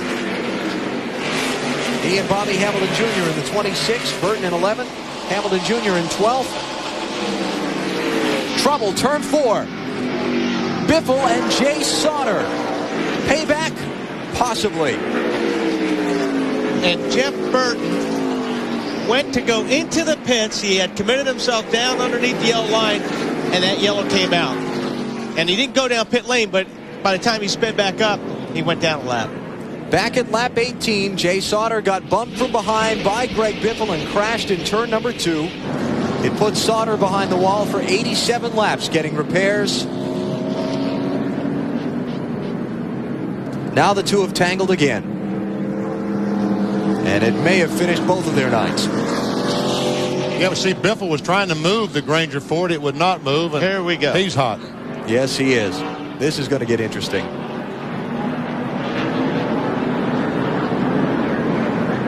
And that's going to get expensive. That's going to be expensive.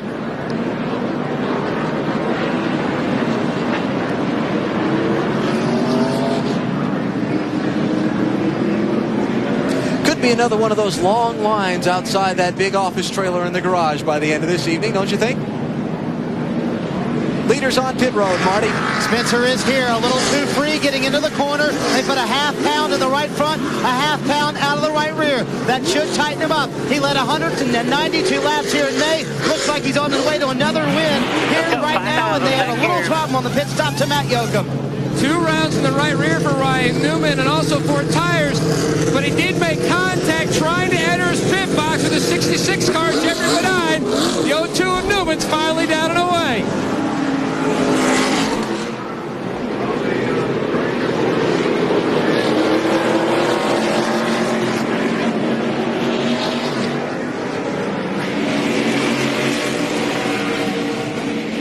After the exchange of pit stops, running order going to be jumbled up a little bit.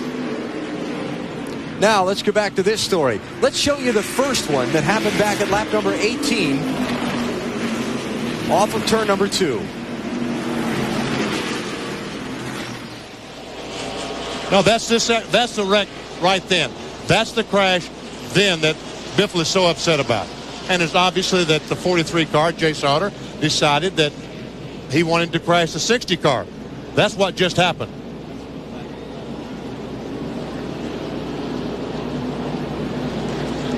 And here, watch this. Yeah, he just turns right into turn. Biffle.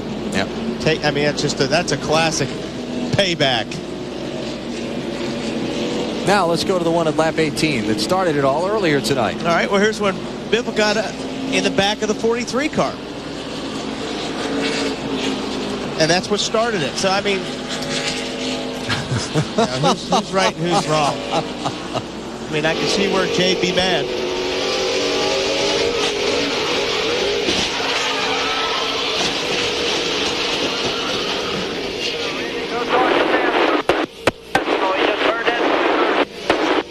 I'm not sure we want to hear that radio right now. You know, but that's the thing. All these guys, you know, when you get in a race car, you're not a pushover. You got there for a reason. And if a guy's going to take you out or going to rough you up, you're going to get him back. I mean, that's what you're there for. You're not there to get run over. But Wally, one of these days, someone is going to be hurt, and racing as we know it is over when that happens. You're absolutely right, BP. But then somebody should have made a call. Do you want to be the guy that ruins racing forever? No. But somebody should have made a call on the first takeout over in turn 2. And penalized the 60 car for that. Exactly. Yeah, the line at the principal's office is going to be long tonight, and you can bet somebody's wallet's going to be lighter coming this week.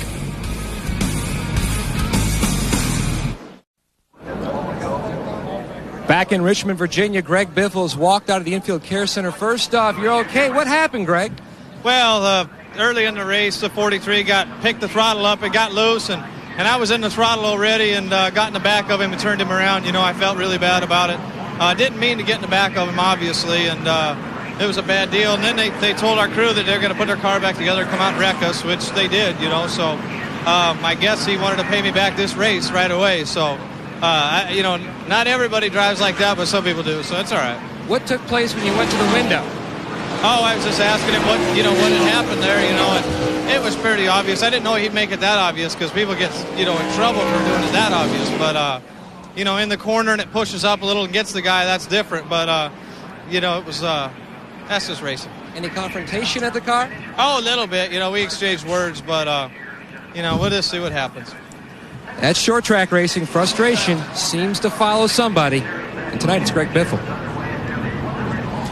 Yeah, this last time I remember somebody taking a shot at another guy who was strapped in his car was Michael Waltrip on Lake Speed at the end of a Michigan Winston Cup race a number of years ago, and that cost Michael, I think at the time, about 10 grand. Inflation, you know, we'll see. And the onboard camera still works on top of the flatbed as this Granger Ford has been towed back to the transporter.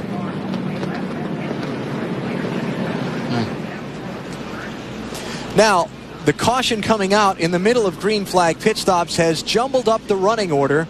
We'll reset it for you and get ready to go back racing. All right, well, let's wave that commercial break off because they're going to give him the 1 to go signal here. Sounds good to me. There we go. We'll stick around for the restart. Matt Kenseth is now the leader. Spencer is second. Kevin Grubb third. Jeffrey Bodine fourth. And Johnny Sauter is fifth. Let's get an update from Marty. Well, what a tremendous break that caution was for Jimmy Spencer. He was not scheduled to come in until lap 191, and when he came down pit road, he ran out of fuel. They would have run out of fuel while leading on the racetrack under green flag racing had that caution not come out. And that's also why the pit stop took a little longer. Back upstairs to you, Alan. Well, that is a good break. So, Spencer is second. There are a couple of cars on the tail end of the lead lap in front of Matt Kenseth. You've got Jeff Green, Ron Hornaday. Those two in front of Kenseth are on the tail end of the lead lap. They pitted under green. The yellow came out, caught him a lap down. They stayed on the track when the other leaders pitted.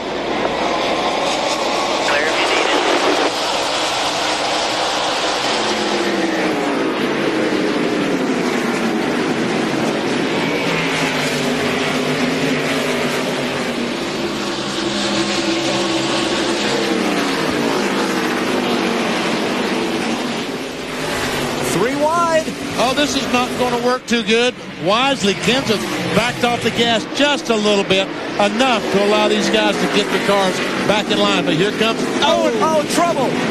Jeff Green went up the track, then Hornaday hit him. Caution's out. Neither one of them is going to get their laps back. Jason Keller going to get back on the lead lap, as is Scott Wimmer. Wimmer's going to get back one of 2 laps he was down. All right, let's take that commercial break here. Replays and restarts when we come back on TNT.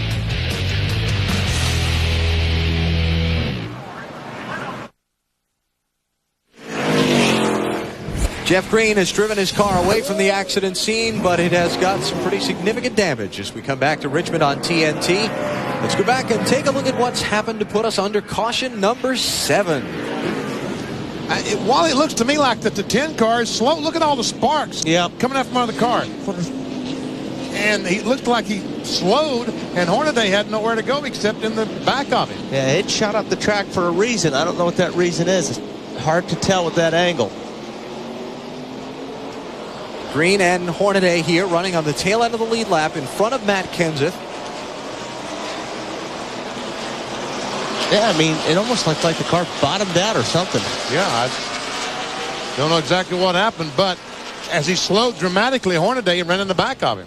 Shower of sparks out from behind the car when it wiggled and went up the racetrack. All the tires are up. Dave? And they've already been in one time, and they took a look, and they're coming in for a second time now. They changed 4 tires, and the pace car was coming back around. They almost didn't beat him back out because while they were working on the left front to get it all banked out, they left the tire behind the wall. And the guy said, where's the left front tire? When they changed it. So they got it on, got him back out, and he hasn't lost the lap yet. And now they're going to go green. So they're going to try to fix it best they can and get Jeff back out there. Back under green.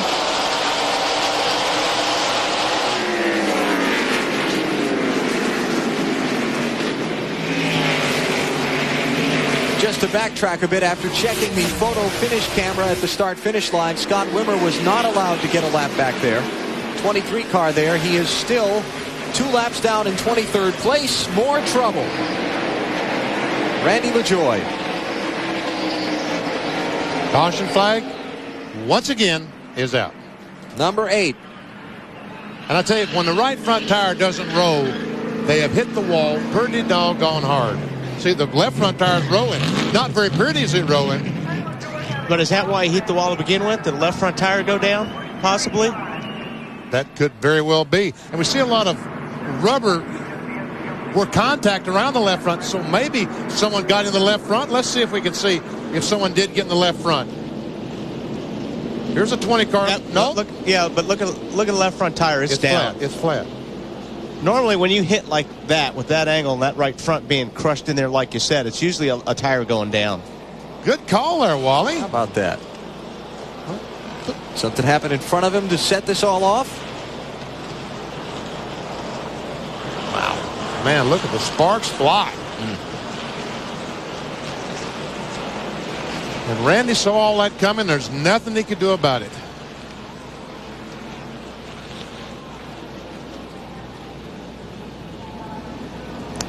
Set. Now, is that contact? Yeah, right there. There it is. There's where the That's tire what goes cut down. that tire down. Yep. Got pinched between Jimmy Johnson and Johnny Sauter.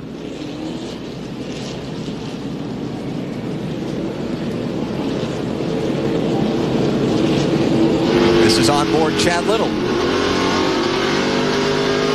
Watch this. Still inside.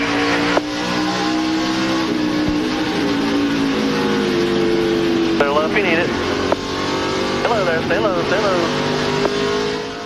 Good to see Randy out of his car and having a look around. Meantime, finishing up some earlier business, let's go to Matt. Al, we've caught up with Jay Sauter. First off, Jay, Greg Biffle said that you went back out to wreck him on purpose. True or false? Nah, that's not true. Tell you what, we had a good car here tonight. Quality Fireman Country should be proud. The car ran fast, got turned around early and hit the fence, and went back out and was running strong, but we think the panhard bar broke or something. I mean, unfortunate, but that's the way racing is at Richmond. Surprised what took place at the car? Well, yeah, he's kind of a hothead, so I just let him have his say and throw his fist, and it'll all be good. That's Jay Sauter back here in the garage. Okay. Well, long after this race is over tonight, they'll all be meeting in the big blue trailer in the NASCAR Busch Series garage, and they'll have their say. And then NASCAR will have its say, probably the first part of next week, and we'll see what it's going to cost them all, if anything. 46 laps to go. Is there a full moon out tonight?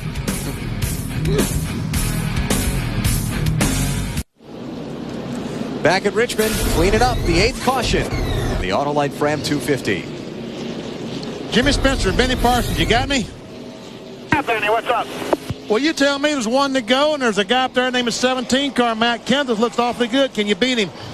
I like racing against Matt. You know, he's a good racer. I'm worried a little bit about the lap cars right now. They're all trying to get back on the lead lap. I don't blame them. I got a good car in this yellow freight, baby, and I'm looking forward to this restart in the last 50 laps. Well, get ready, because they're going a half a lap from now. Yeah, okay, but we'll talk to you later, buddy. Thanks.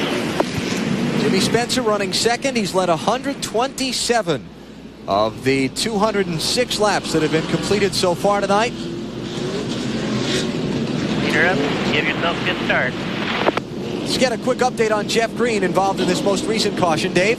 And they're talking points, Alan. They know they have to get out there and complete this thing. They're 2 laps down now, but they fixed it well, they think. And they put bungee cords and tape all over it and believe they have it pulled out to where he won't have any tire rub. He's 2 laps down in 28th spot is Jeff Green.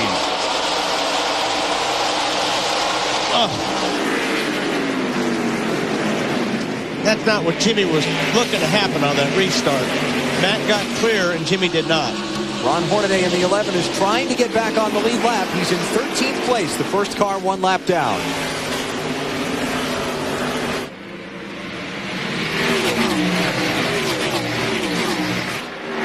But Jimmy Spencer clears that 11 car going in 1. And Matt Kenseth, just the same thing that happened to the 10 car a moment ago. He goes down the corner and the car goes straight. 3 cars went up the racetrack. Kenseth, Kevin Grubb, and then Bobby Hamilton Jr. hit the wall. Caution's out. I wonder if there's oil or something. Good possibility. And Hornaday gets his lap back. I don't know if Wimmer did or not. Spencer rolled out of the throttle a lot to give those guys a chance. He almost stacked up the field behind him after the start-finish line. Well, that is yet another caution flag for us to sort out when we come back to Richmond on TNT.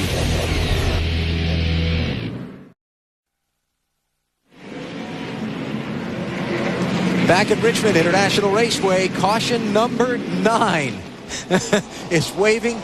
It has been a crash and bang 'em night here in Richmond, and here is the most recent of the yellow fever.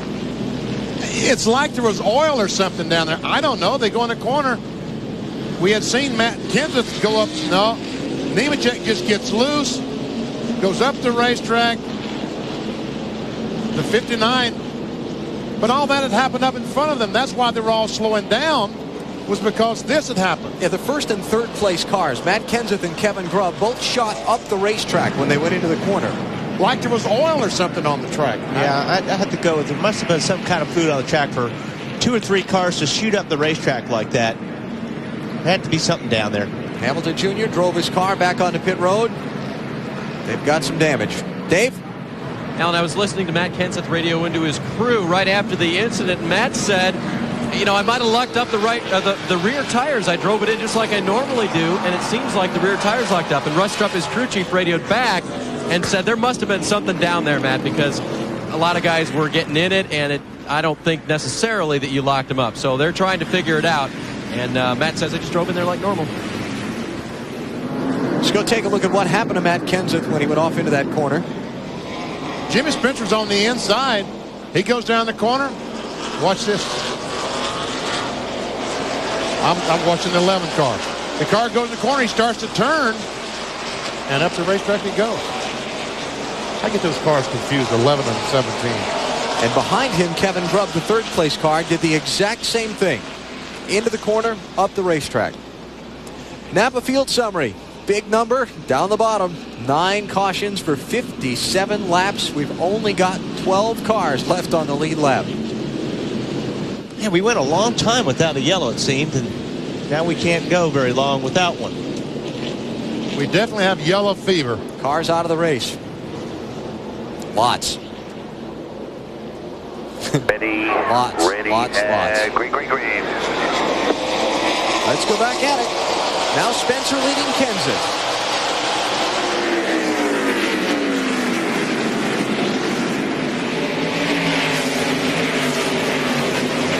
And that was smart for Jimmy to let Hornaday get his lap back, because now he doesn't have to deal with them on these restarts.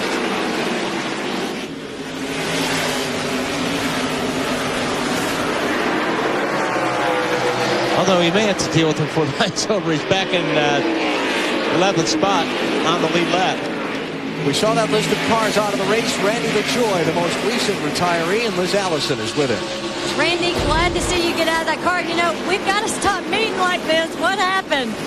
Early in the race, I spun out. I'm not sure if I had any help or not, but the crew did a great job to hit the Kleenex car back into the top 5 or 6.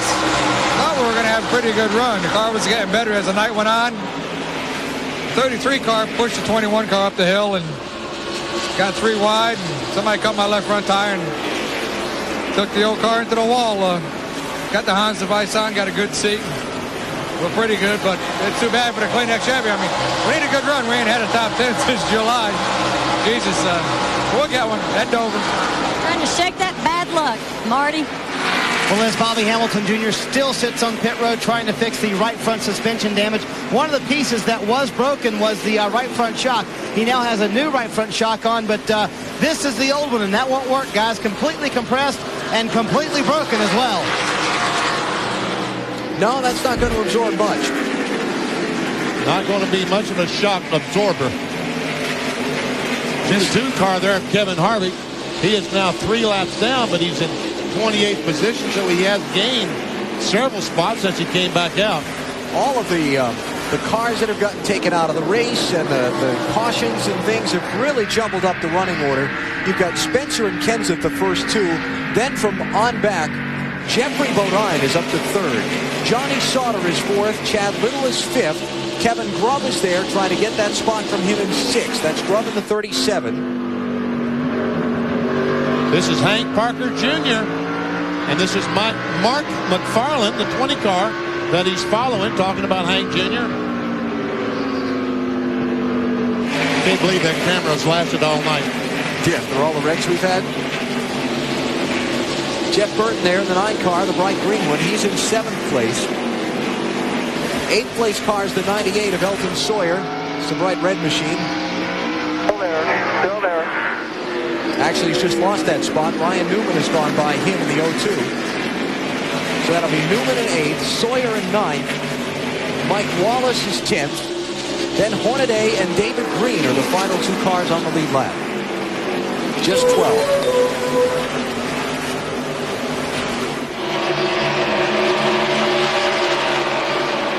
A lot of guys got trapped a lap down when they started to make green flag pit stops, and then a caution flag came out in the middle of them. Jeff Green, Jason Keller, Jimmy Johnson, all caught a lap down. Rich Bickle trapped a lap down by that. Tony Raines. Whoa! Inside. Another one? Mike McLaughlin. No caution. Staying under green. For now.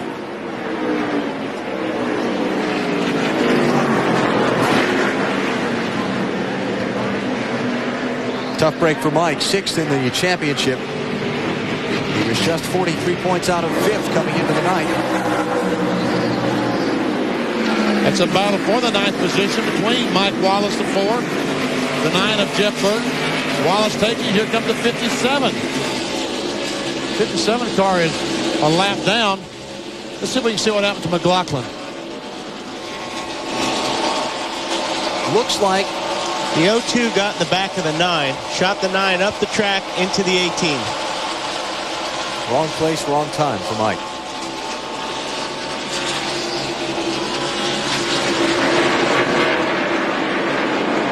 That's too bad. Like I said, it doesn't take much. You're on the edge here so much. Just one little shove, and you're going to eat some concrete. Jimmy Spencer. He is going. Second up now on Matt Kenseth. Boy, what a big moment in the race that was. Kenseth gets the lead on the exchange of pit stops from Spencer. And before we find out whether Spencer's going to be able to race him back around, they go off into turn 1, and Kenseth, it sure appeared like, hit something on the racetrack. Oil, water, brake fluid, who knows what. Up the track, and Spencer goes into the lead. And right the last lap, Matt Kenseth was a little bit faster than Jimmy Spencer. Not much, but a tick. All these cars, 21, 74, 37, all battling for the 4th position. And the 02 car of Ryan Newman, he will join this battle in just a moment. He's certainly the faster of these cars. He's been coming up through the traffic in a pretty big hurry. He was on pit road getting the front fenders pulled away from his tires on that last caution. chugging up through there pretty good.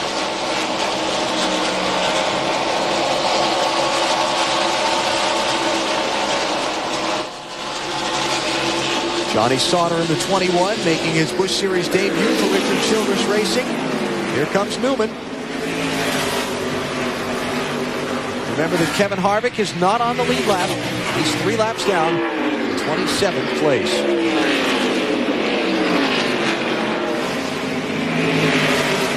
Not with us earlier, one of the fittings on the back of the engine block, oil fittings, broke off on Harvick's car. I mean, all these cars have an oil pressure gauge, and there's a line runs from the engine back to the gauge. Well, that line cracked. It doesn't hurt it. There's nothing when you capped it off. It doesn't hurt the performance of the car, except when Harvick looks down at oil pressure gauge, it says 0. And that's because it's pumping the oil not to the gauge. Exactly. But down around the back of the motor. Matt Yoakum. Well, Alan, Mike Dillon is the spotter for Johnny Sauter, who's making his first of 5 appearances in his 21 car. He says the car just does not cut in the center of the corner like it did earlier when this set of tires was brand new. Dillon keeps cautioning him, be patient. We worked out a deal with the 33 of Tony Raines. If you get there, he will let you by. They've got a horseshoe down here in the 21 pit, hoping for a victory or at least a top 5, which would be a career day for Johnny Sauter. In the history of the NASCAR Busch Series, only 8 drivers have ever scored a 4th place finish or better in their first Busch Series race. And that name's got some pretty impressive, that list has some pretty impressive names on it. How about Neil Bonnet, Bill Elliott, Terry Labonte, Dick Trickle, Rusty Wallace. Ryan Newman trying to get on the inside of his 74. A little, almost contact, but they made it. And right now, the 30, they're still making contact as they come off too.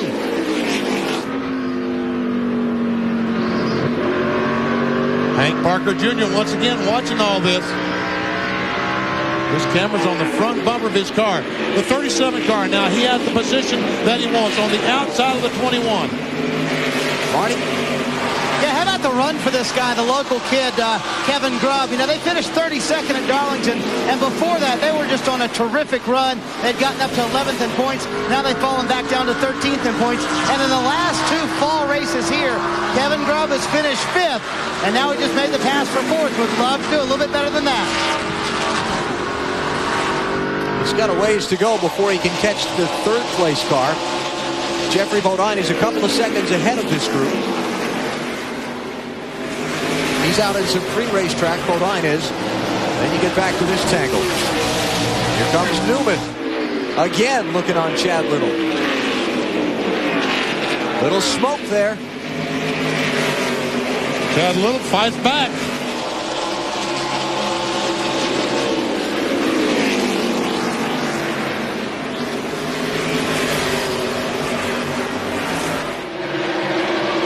Chad's not going to give in. No, he sure isn't. That's another car that the last few races has really come on, the 74 car, Chad Little. Yeah, I mentioned earlier, Benny, his last 2 short track races, finished 3rd at Indianapolis, 9th at Bristol.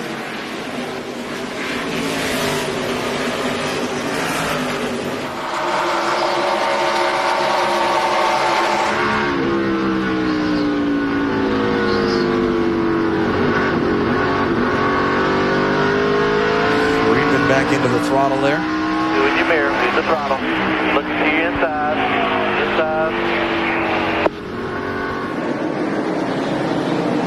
Looked like Newman just caught the left sides on the flat apron there. See it kind of throw the car on the big wiggle? Use him as a pick. Yeah, his car looks like it's a little bit tight getting up off the corners, and that's why he's having a hard time getting around the 21. He's kind of trying high, trying low, but he just can't get the car to cut through the center.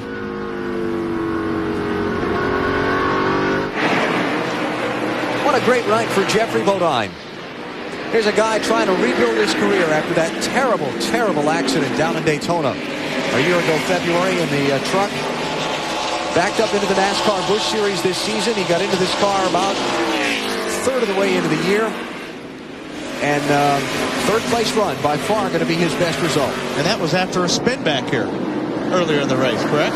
Yes. Real good run. look at how those rotors are glowing on that 02 car. He's using some brakes now, trying to come inside that 74 car and not take him out. That's what the brakes are doing, trying not to slide up and hit the 74. But that time he did slide up, almost made contact. Boy, it's hard to get off turn 4 like that on the bottom and drive up even with somebody down the straightaway, especially as tight as his car looks. Up front, Jimmy Spencer is feeling some heat. Matt Kenseth is trying to reel him in. Well, he was. 5 laps to go this time by. Got the same lead. Okay. No pressure. That's one on me. He went by the 52 car that looks just like Kenseth's. Well, there you go. Now you understand what I've been going through with 11 and the 17 all night. Spencer tried a sweep here at Richmond. He led 192 of the 250 laps back in the May race here. Got the lead when Kenseth slipped up the racetrack in turn number 1. And now he's just 4 laps away from the checkered flag. There's Kenseth.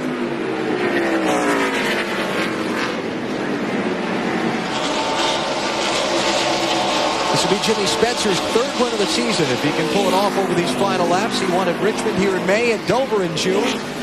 He's run 12 races in this car. He's led 6 of them. And his last 4 finishes here at Richmond in a Busch Series car, 3rd, 9th, and 1st.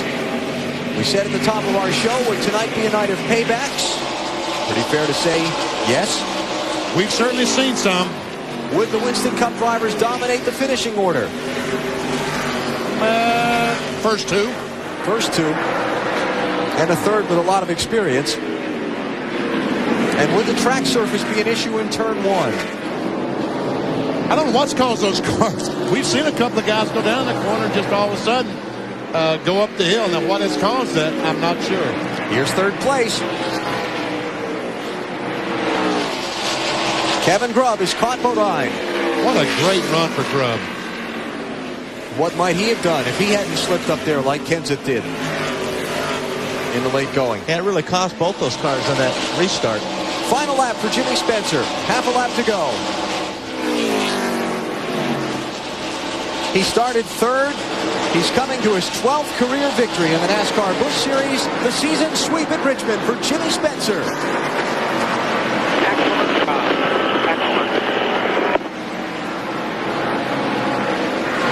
It's pretty calm words from the winner. Spencer wins it. Kenseth is 2nd. Grubb 3rd. Bodine 4th. Johnny Sauter came home top 5 run. And let's go to Liz Allison. Pat, this is great for y'all. I know you hate cameras, but this is so exciting. It is. I don't know what to say. I know you're proud of your husband and you got to get to victory lane, but I know y'all are real excited. You've got a lot of family here, don't you? Yeah, we're all here. And Jimmy's parents are here? Jimmy's mom and dad are both here. It's great. It's great. Well, take off to victory lane. Marty? Well, Johnny Allen is the crew chief on the car. Led 192 laps here in May, 169 tonight. I'm going to go out on a limb. I think he got this place figured out. Well, I mean, we got a real good car, and I mean, Jimmy's done an excellent job for us. I mean, he gets around this place real well. I mean, he gets around good in his Cup car, and I mean, he's just been a good deal added to our Yellow Freight racing team here. All right, the Yellow Freight team and Johnny Allen and Jimmy Spencer head to victory lane at Richmond. 2 times this year, Spencer came to Richmond in a NASCAR Busch Series car, qualified 3rd, and finished 1st. I'm starting to sound like Sylvester already. That's tomorrow night.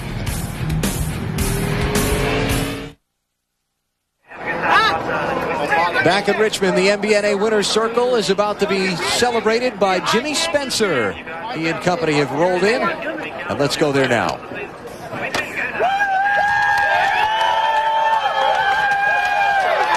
A shower of product here for Jimmy Spencer. He came to Richmond. He saw it. He conquered. He wins twice. And now he gets the congratulations of all his team. Jimmy, man, kicking their butt twice in 1 year. That's pretty good stuff. It is. I'm looking forward. James Finch is the son of a gun. he made us pork this car since we won with it at Richmond, and he says, you boys can't race that nowhere except Richmond. So now he might let us run it at Phoenix or somewhere, but I'll tell you, the yellow freight car just ran really, really well. The Chevy power plant Hutter, awesome. He told me he had a better motor, a lot better than it was last time. Had a ton of forward grip up off.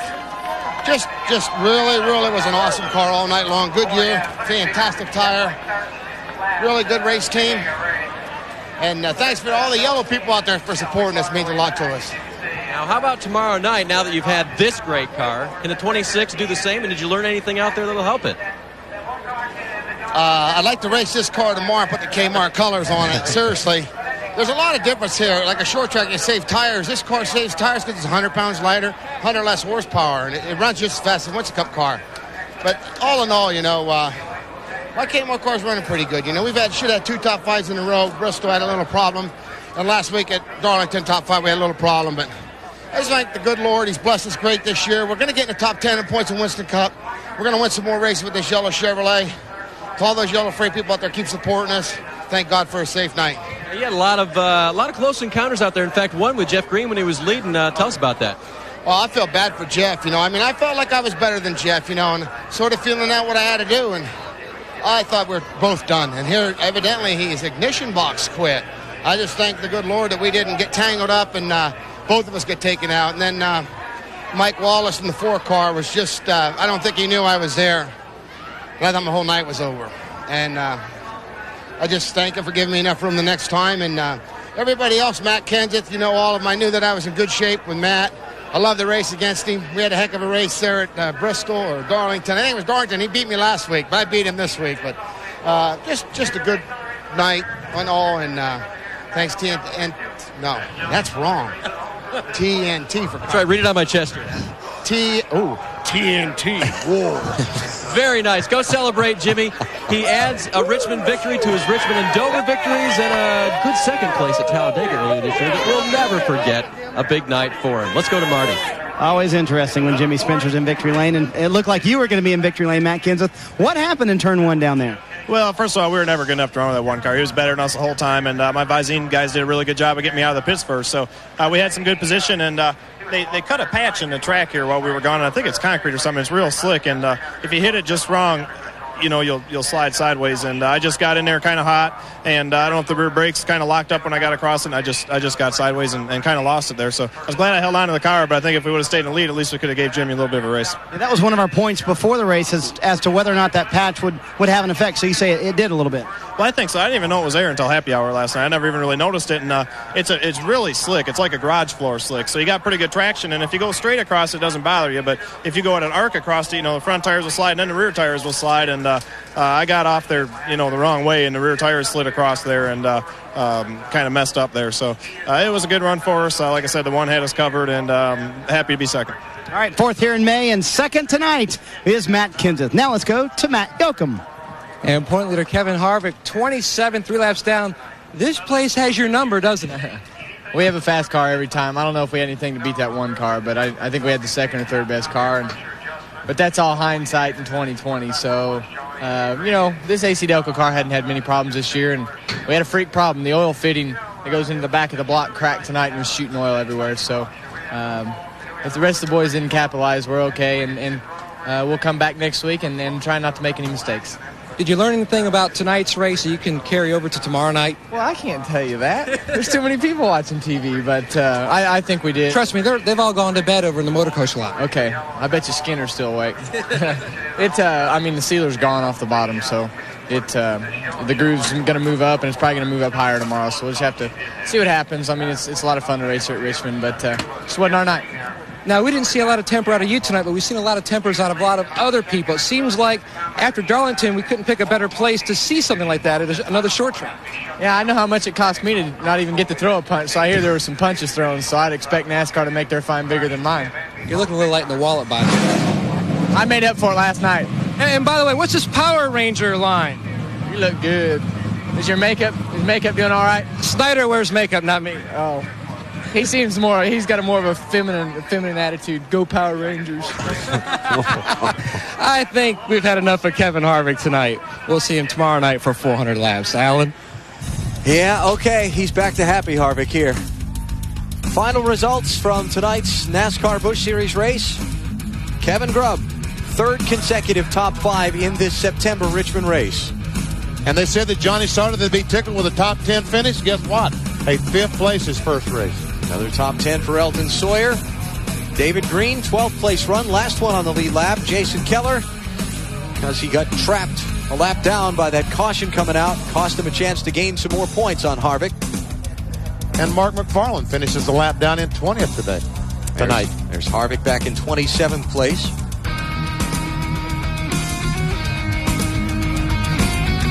And here's where the people that got hurt. Greg Biffle, Randy LaJoy, Bobby Hamilton Jr., Jay Sauter, all these guys trying to get in the top 10 in the points or stay in the top 5 have trouble tonight. Big attrition tonight. Only 31 of the 43 starters finished. That's a high rate of cars dropping out for a NASCAR race these days.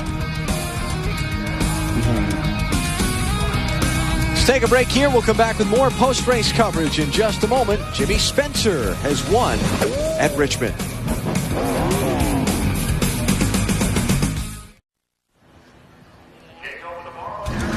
Tomorrow night here in Richmond, NASCAR on TNT brings you the race for the championship in the NASCAR Winston Cup Series.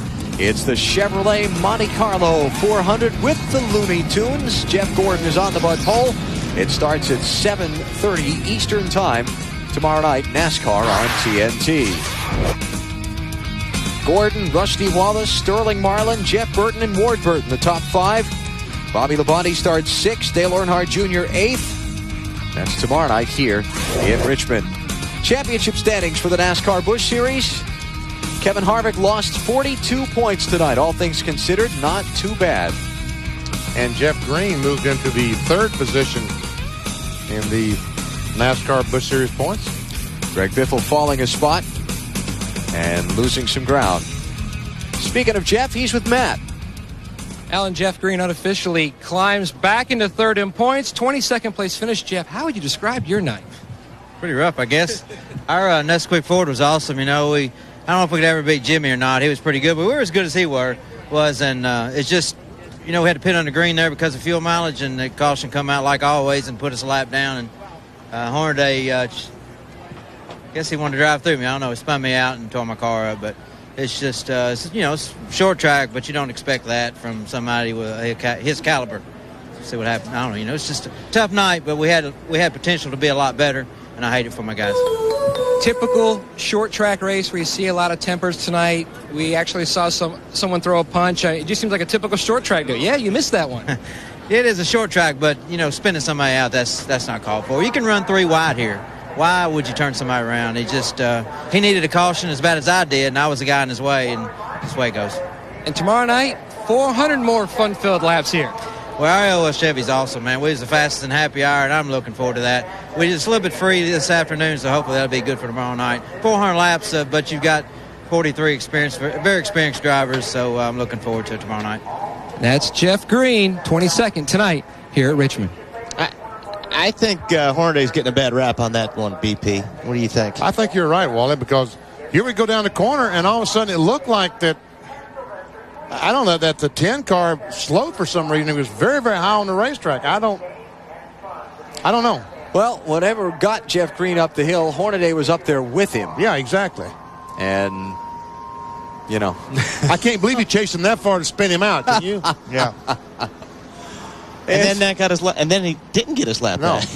It's been a wild night. We had 9 cautions for 59 of the 250 laps. And we're going to go back and show you all those wrecks. The hits just keep on coming. We got enough time to do that? Yeah, we do. Right after this on TNT.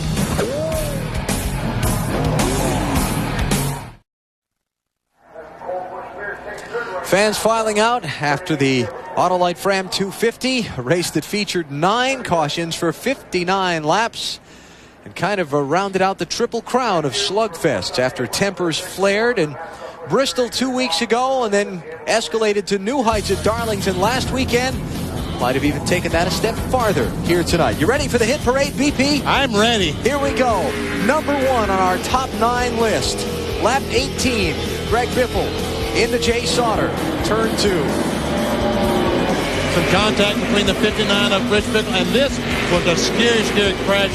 The 28 car, Brad Baker, and 54 of Kelly Denton. That was in lap 53. That was Josh Richardson, lap 74, inside wall in the backstretch. He clobbered. Randy LaJoy spins off turn 4, comes across the racetrack, hits no one.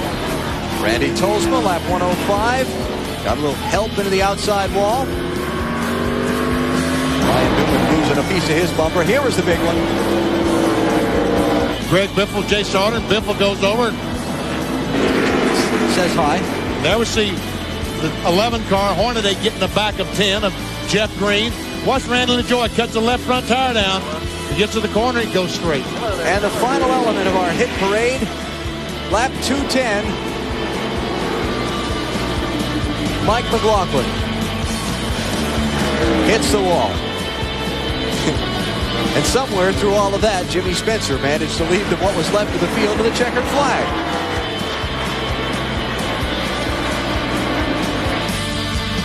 Jason Keller, second in points. Could have gained a lot more ground than he did tonight. Matt?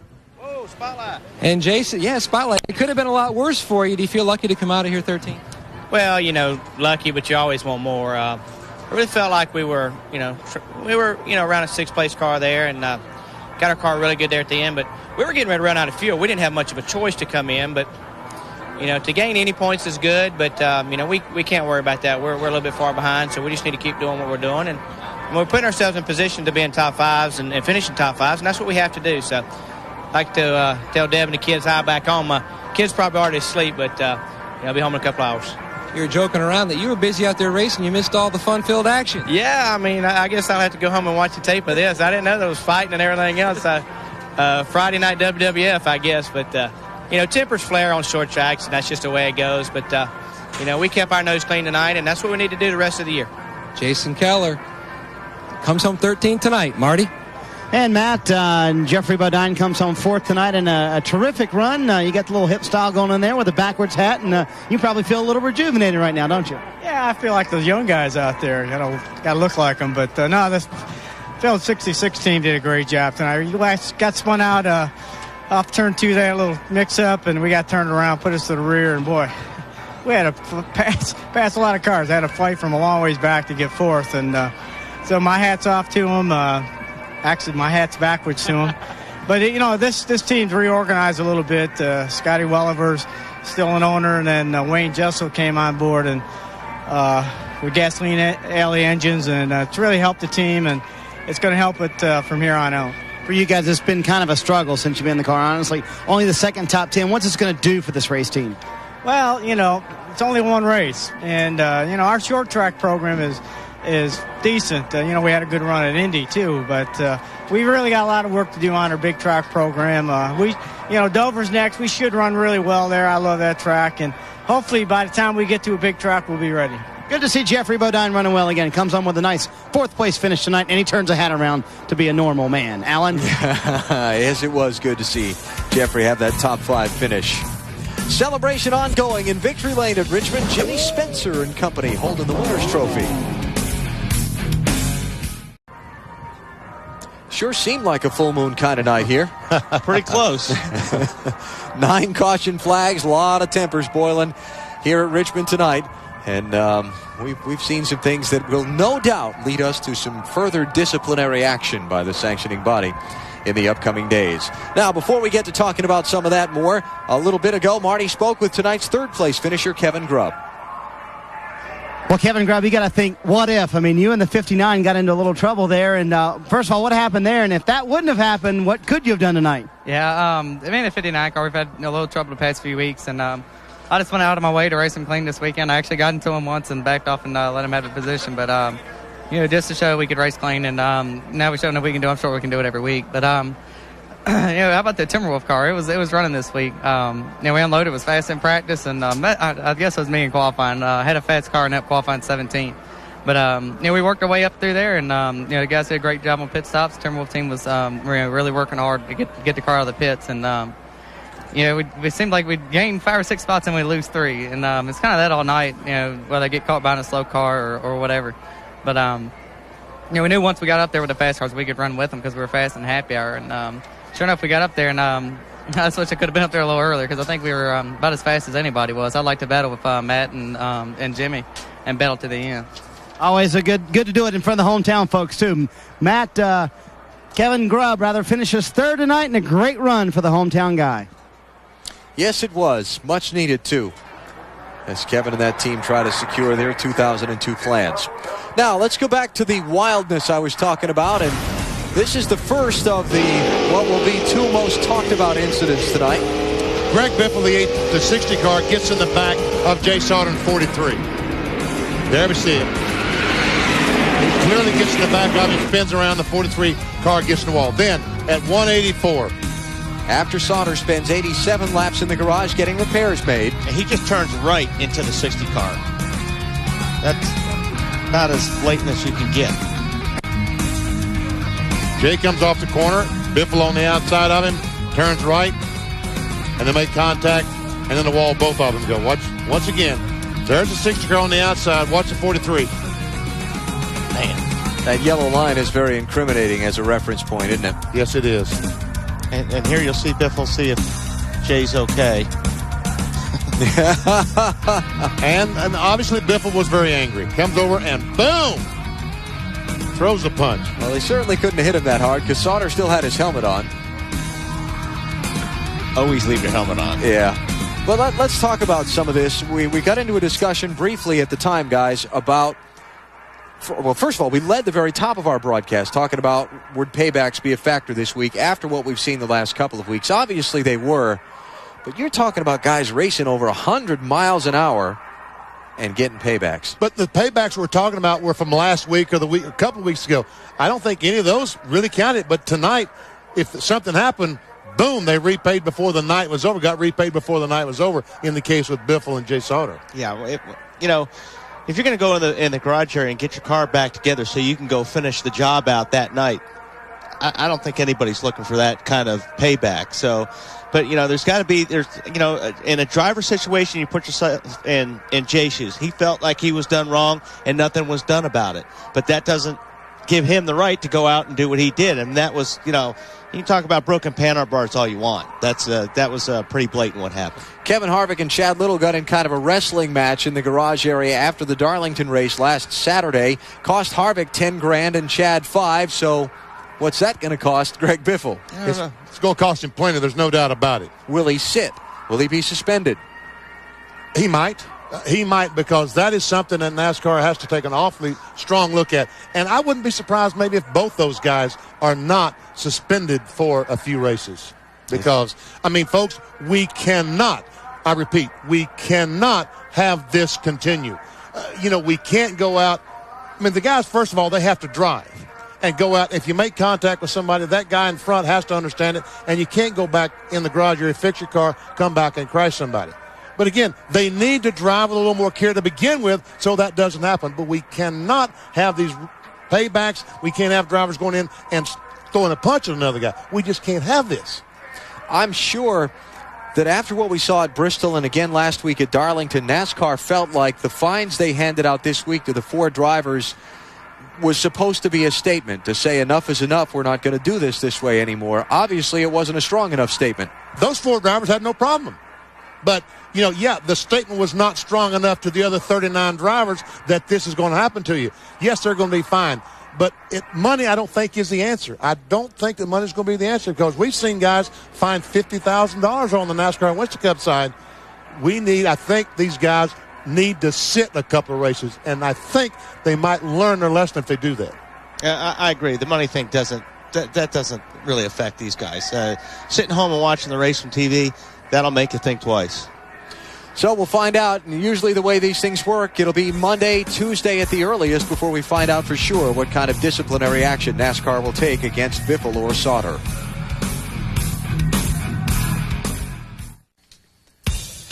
NASCAR Busch Series Racing from Richmond on TNT is brought to you by Dr. Pepper and your local Dr. Pepper bottler. Dr. Pepper makes the world taste better.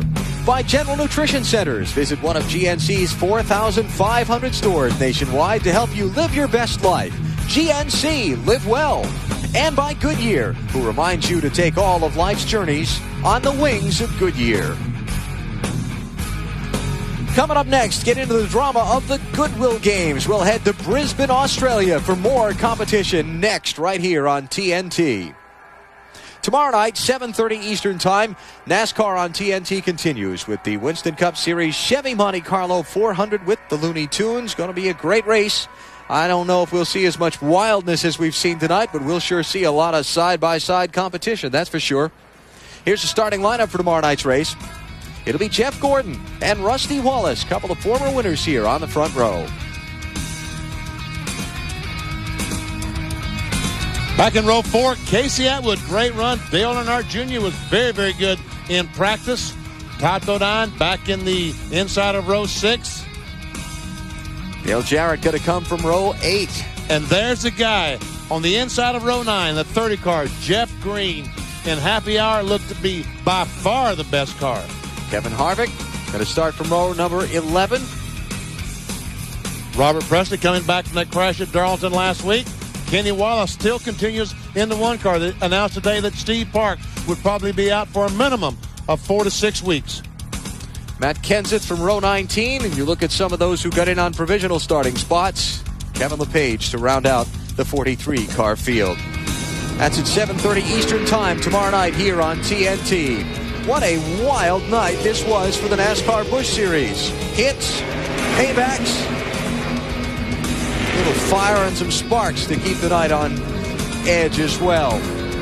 Just hard-nosed racing all the way through the field, sometimes stepping over the edge.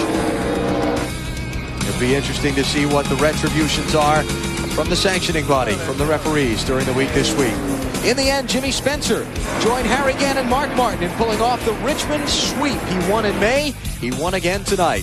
For Benny, Wally, and our entire NASCAR on TNT crew, Alan Bestwick, thanks for watching. See you tomorrow night.